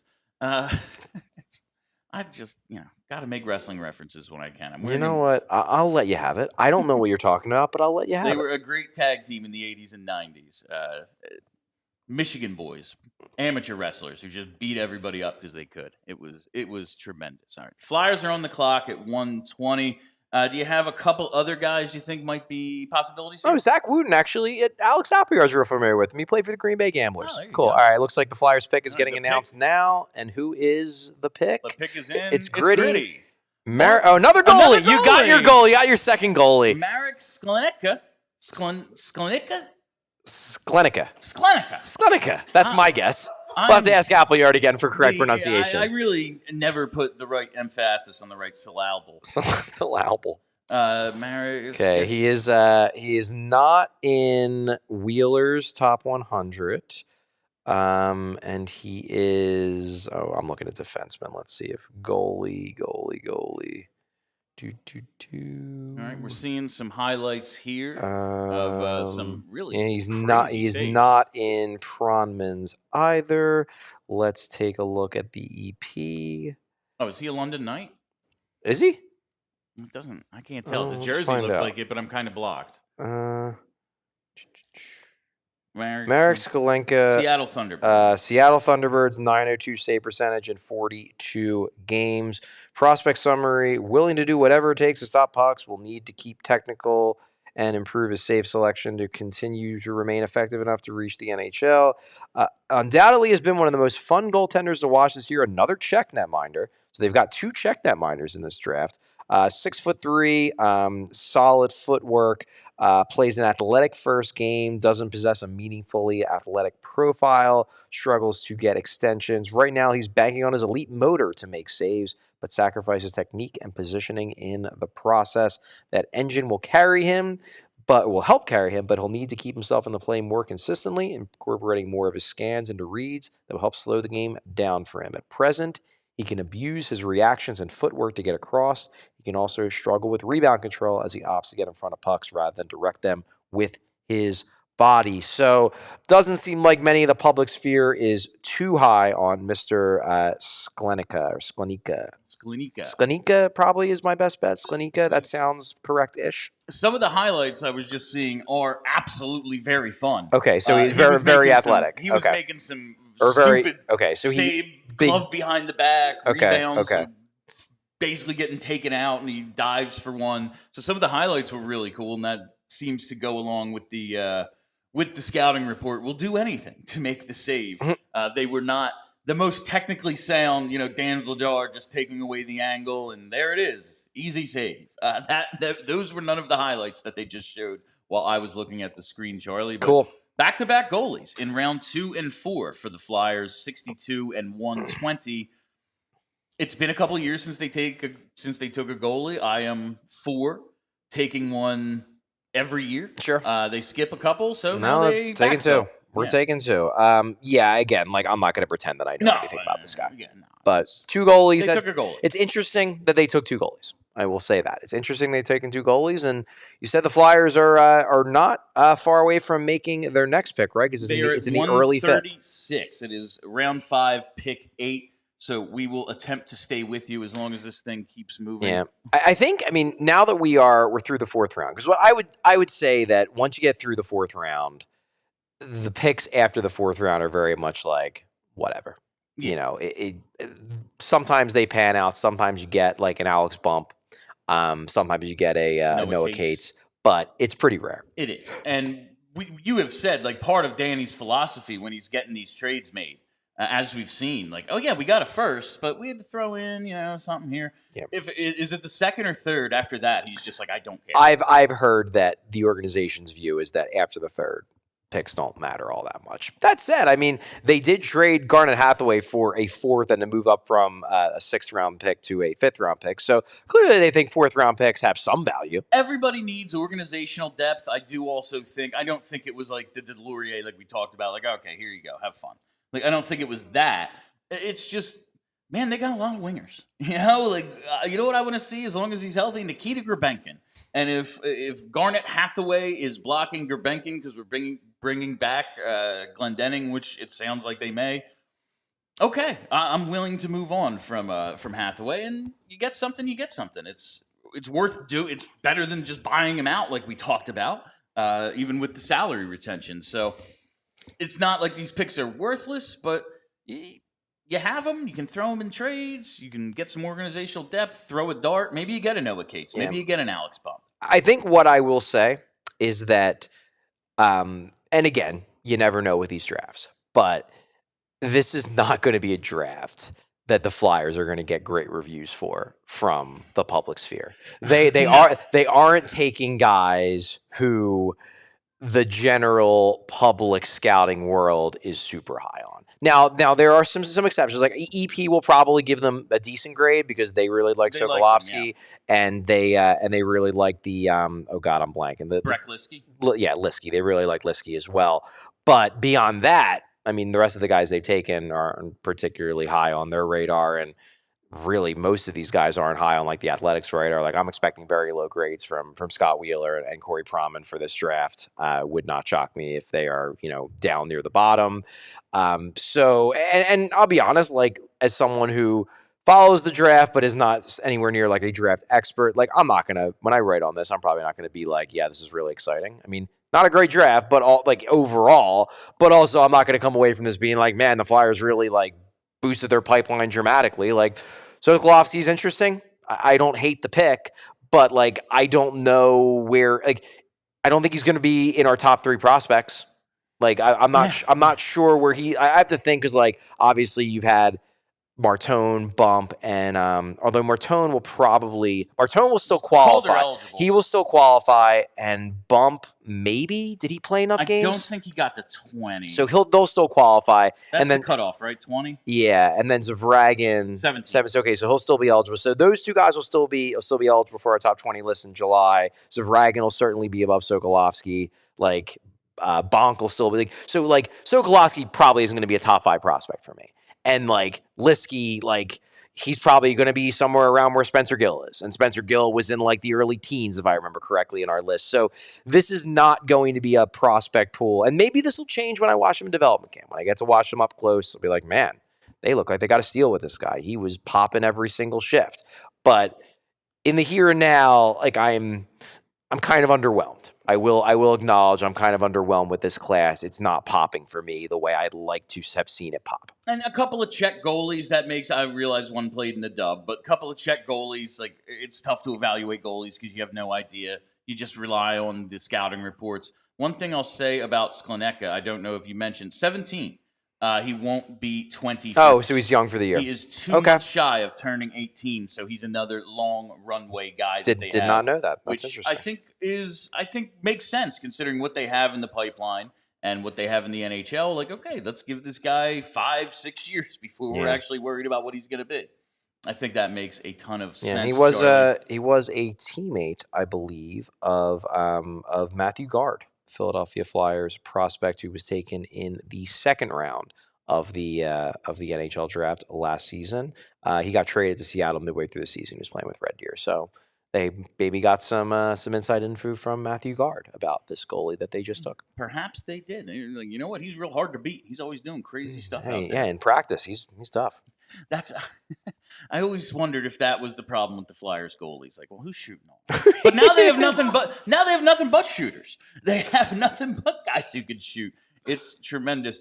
Chuck, just a couple of things as we await. I think it was 136. The Flyers are 136 will be our final pick we cover here on PHLY Flyers Draft Day Live, Day 2, brought to you by Wawa and Ashley.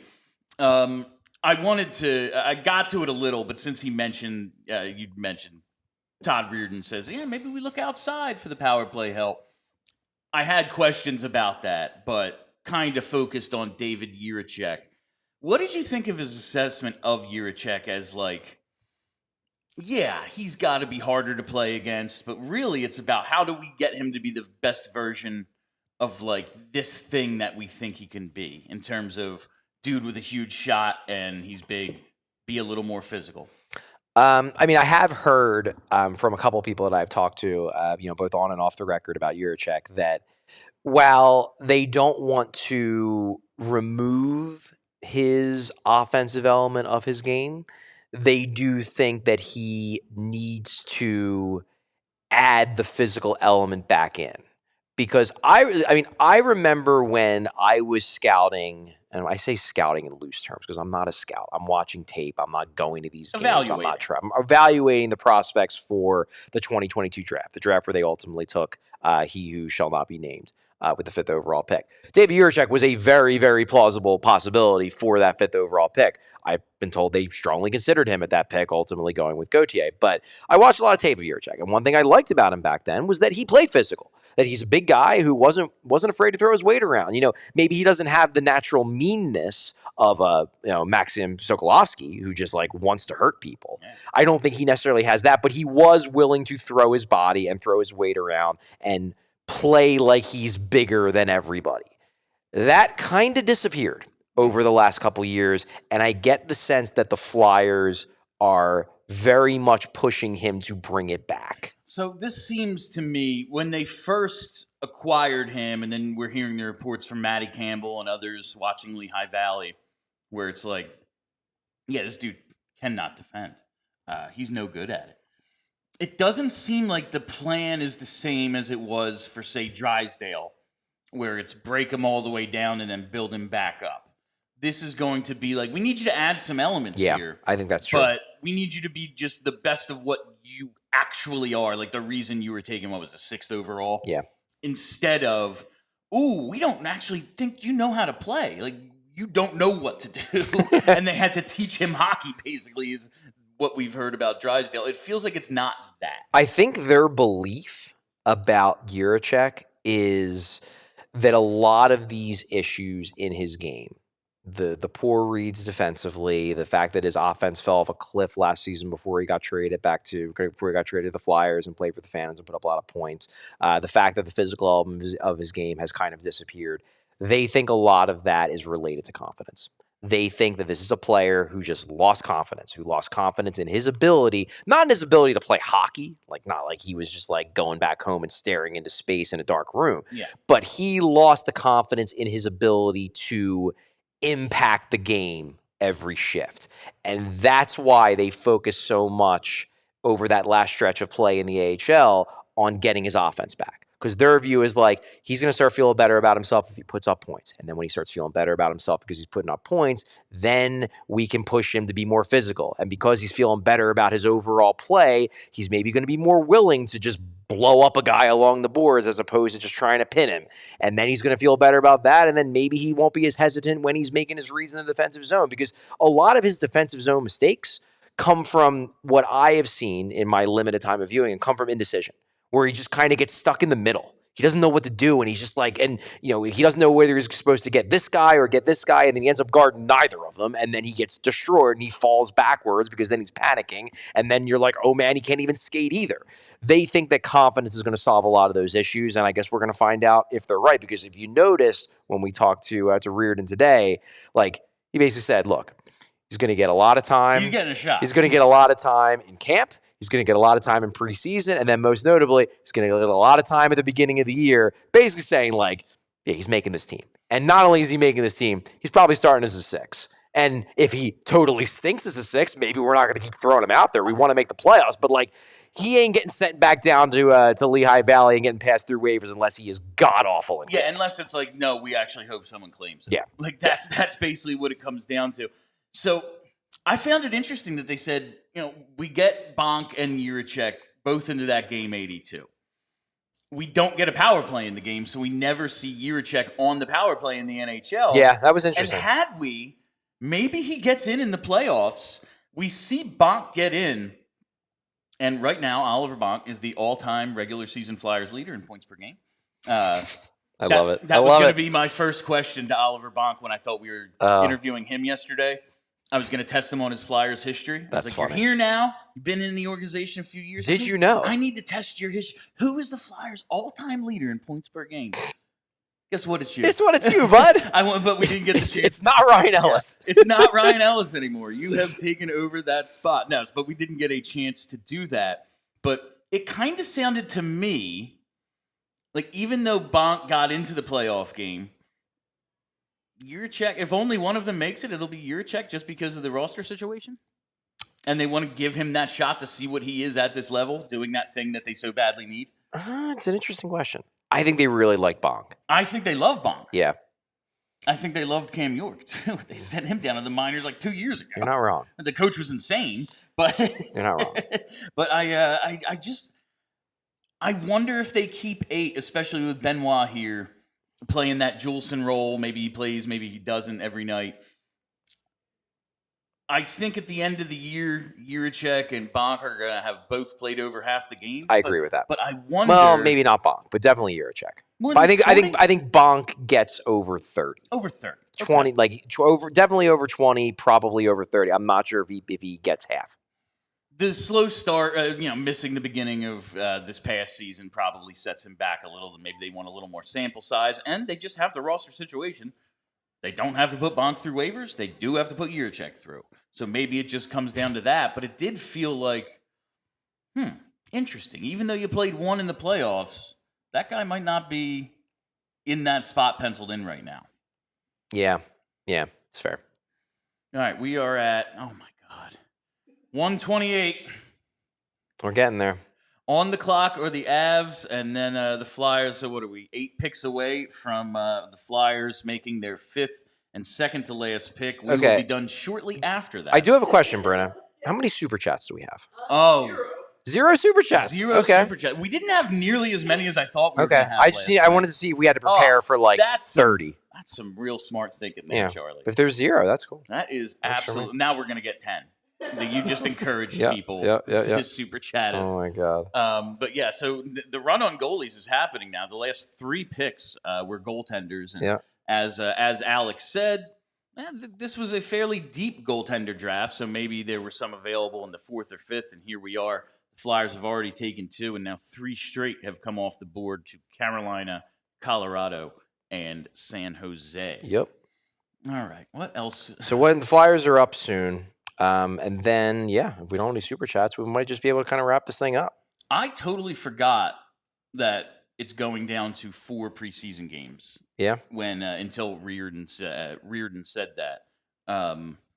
That's fun. They got the second 2 at home, so those are the good ones. Yeah. That's good stuff. Monday, September 21st is the first preseason game. The following day, they play Boston on the road. Yep. Then they come home that Thursday to play Boston and close it with the Caps at home. Do we have? I feel like we did have that schedule at some point of when the rookie game and stuff is. We do. We do have the rookie game schedule that was announced. Rookie series and key dates. The series takes place on Saturday, September 12th. and Sunday, September 13th at the PPL Center in Allentown, as usual, against the Rangers. This is now a yearly thing. And then they announced that training camp begins on the 17th of September, Thursday. So basically, after like July 4th, we're off till September 17th. Yeah, I mean, we still do the show every single day. Yeah, we're still doing the show. But yes. I would say like usually the big moves stop happening maybe like 5 or 6 days after the season gets done, or after the July 1st. Yeah. So I would say like a like week, yeah. like July 6th, July 7th, July 8th, and then after that it's pretty much like heading to the cabins, boys. So I know you said perhaps this draft will not have the highest marks from the public sphere. It's definitely not going to have the highest marks from the public sphere, I can tell you that. How would you, thus far, and it's impossible to actually know, but just looking at Briere's previous drafts, his first 3 drafts, how would you say this stacks up to these others? I mean, 2023 looks like a really, really good draft. I mean, even if... the first 5 picks. Yeah, I mean, like, michkov obviously is michkov. Bonk looks to me to be at least like a solid enough second pair defenseman. That looks like what he's going to be. Bjarnason, I mean, maybe he'll bust. Yeah. He didn't have a great first year, but he's still young. He's got talent. He's got size, athleticism. Zvragin, I'm very high on. Barkey looks like an absolute steal. I think Knubel plays. So you've got like your first 6 picks. 5 or 6, yeah. I think you're at least getting 4 NHLers out of that, which like amazing draft. Like that is a crown jewel, like feather in the cap of Danny Briere. 2024, I didn't love as much. And, I do think that we will, looking at this, like the Luchenko pick obviously seems like it's going to drag things down. But if he's a quality enough bottom 6 center, it's not the worst. Berglund looks like a legitimately good pick, and I hated that pick in the moment, but it's looking like it's a legitimately good pick. Yeah, you've really changed. I wouldn't say you're high on Berglund now. I think he's a clear-cut NHL player now. You have certainly gone from like, this is a bad pick to, oh, okay. Yeah, I agree with that. Gill, we'll see. He's still very much up in the air. They still like him. The one guy I do think has the opportunity to surprise in this draft is Ruohonen. I think they're looking at Ruohonen as like just how I think they're looking at Shane Vansaki as like the long-term Hathaway replacement. Now, obviously Hathaway's gone now, so like I don't think he's going to be jumping right in for Hathaway. Obviously not next season. He's going back to school, but even the year after that. But I do think they feel like he can replace what Hathaway brought. I think they're looking at Ruohonen as the long-term Noah Cates replacement. They think he can be that like matchup, tough minutes, plays center, plays wing kind of guy. I've heard Cates' name brought up a lot. I think Ruohonen plays. I think he's an NHL player. So if you let's say you get Ruohonen and then one of Berglund or Luchenko is a long-term centerpiece, like it's not a great draft because you didn't get a legitimate impact guy, but it's passable. And so you turn one of those other centers into something in a package. Yeah. Perhaps that changes the thought process, at least of like the outcome a little bit. Yeah. And then this past year, I think it's a too early to tell, but it certainly looks like they hit a home run with Martin. 10 points in 9 regular season games. He's not even. It's a pre-rookie season basically. Yeah. And I will say, I feel like all that we were super excited about all those second round picks and their draft +1 season may not have gone the way we were all hoping. I think that's the disappointment. Like Nesbitt's draft +1 was okay, but we were hoping for an awesome one. Amico's, I think you can, I'm not going to say give him a pass, but I will say that like he was coming off the big injury. I think this year will be the big year to see what they have in him. Murtag's year was undeniably a disappointment because you were hoping he was going to break out as a freshman. He just didn't. I still like the skill set, but that was a disappointment. I was expecting more from Murtag. Not ready to write him off, but I was expecting more. Vansagi is Vansagi. I think he's going to be a really good, fun bottom sixer. And maybe over time can develop the goal scoring, can improve the skating. But, I would have loved for him to score a little bit more at Michigan State. I don't think he had a bad draft year, though, or draft +1. Yeah. And then Matthew Gard had a pretty good year. He is what he is. I think he's a bottom 6 center if he hits. Westergaard and Quinn did have intriguing years. So those are guys to keep an eye on. I just think this class we're a little bit it's too early to tell because right now, aside from Martone, you're like, who else did they get? There's a lot of dice rolls. But you hit on a couple of those dice rolls and maybe, Westergaard becomes a legitimate third liner, then suddenly you're liking that draft. So that's why you have 6 picks in the first 2 rounds of that draft, so you can hit on a couple and say, hell yeah. All right, 1:35 is on the clock. Winnipeg about to make their pick, and then it'll be Flyers at 1:36. We have a super chat. Oh, we do have a super chat. It is from Linden49. Thanks, Linden. guys, We love for Linden. what you do for us hockey nerds. Thank you all so much for joining into these 2 marathon shows over the last 2 days. It has been a ton of fun. We've put a ton of work into it. I want to thank Brenna so much for all she has done setting up these remotes, getting down to AC after being at Yards last night. It's been a lot. It's been awesome. Charlie's coverage last night and now being on the show the entire time with me today has been fantastic. Thank you to everyone here in Atlantic City at Hard Rock. It has been really, really great. The guests, the Flyers and Flyers PR have hooked us up with over the last 2 days. Excellent as well. Our sponsors, Wawa and Ashley, coming to you this entire draft week. They have been huge. Philly Sports Trips helped out with the party last night. Make sure you check out their Ireland alumni trip. Get your deposits down now. It has been a great draft weekend, I would say, and we're not going anywhere. Tune in Monday right here in the PHLY Sports YouTube page, and the pick is in. Oh, Kent here we go. Sauer. Kent Sauer. Okay. So he's a center. Interesting. Let's just do a quick little here. research in here. Let's see what we've got on our Kent Sauer. Kent Sauer. The Pensacola Ice Pilots. I love that. Interesting. He's an ECHL guy. Oh no, you have the wrong one. This is here. the wrong guy. This is the wrong guy. He's like, wait, he's a pro? That doesn't seem right. Interesting. So he's not on Elite Prospects board. All right. Kent Sauer. Did they spell his name right? Did they pick a real person?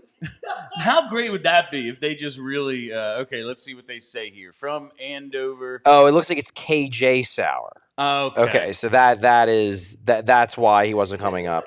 Because I searched Kent KJ Sauer. Let's see. Intriguing prospect, big and athletic, plays a true power game, in-your-face competitor, according to Brock Otten. Okay, and Elite Prospects had him at 128. One of the hardest hitting players in the draft. Hot damn. Okay. So he's a Minnesota high schooler. Okay. Oh, here we go. So this is we're getting Brent Flair pulling on his Minnesota connections with KJ Sauer. 6'3", 202, right wing center. Interesting. Okay, so he'll be joining the WHL next year. High school guy, got a little bit of time in the USHL with the Lincoln Stars. 5 points in 5 games, then just 1 goal in 8 games in the playoffs. Okay, all right, interesting. And he comes from a hockey family. He comes from the Kent Sauer that you were looking at from the ECHL. He is KJ's father. Yeah, he's 18. He'll be 19 at the end of October, so he's a little older. High school kid, probably did the extra. Okay, yeah, I'm gonna try to win that state title with my boys. But his uncles Kurt and Michael were both NHLers. Okay, all right. So that is that'll pretty much do it for our draft coverage here at PHLY Draft Day Live. We have another super chat here from Stuart Miller. I'm just wondering where Lick My Sack gets taken. I think he gets taken with the first pick of the 7th round. Will be my guess. Didn't they get Craig Button with that one? Did they? Well, I think that's like with the thing where he's like they asked him. Somebody asked him on social media. This was like years ago, maybe like 10 years ago. It was like, so what are your thoughts on Lick My Sack? And he's like, I am not familiar with. I am not familiar. So good. All right, so okay, another one here. It is Marina Phil. Any connection between Vladar and the 2 goalies drafted today? That is an interesting question. 2 checks that they take. Yeah, maybe Dan has some information on them. Who knows? I mean, every hockey player comes from a hockey family, so I bet you like his uncle coached him or something. Like that's just the way. The whole league's related. We talked about this last night. Like everybody. Oh yeah, Jack Hextall. No, I've never met him, but my dad is his cousin. I mean, I will say, like, the hockey community is small, and that is true. And I'm sure it's even smaller in a country that is significantly smaller than the United States. However, like, Czechia is fairly big country. Like they have got no they got idea. they got a lot of people. I have I mean, it's no- not like huge, but like it's not as if it's just like a city. I have no idea how big Czechia is or where it appears on a map. Really? No idea. I could probably figure it out. No, Okay. no, I couldn't. No, I couldn't. We did this before on BSH where Steph quizzed me on like Europe, and I was like, I don't know, Sweden, Finland, one of them. It's the same thing. People got all mad. I mean, okay, well, I can understand why people would like mix up the order in which like Norway, Sweden, and Finland go. I get it, but like you at least know where they are in general terms, right?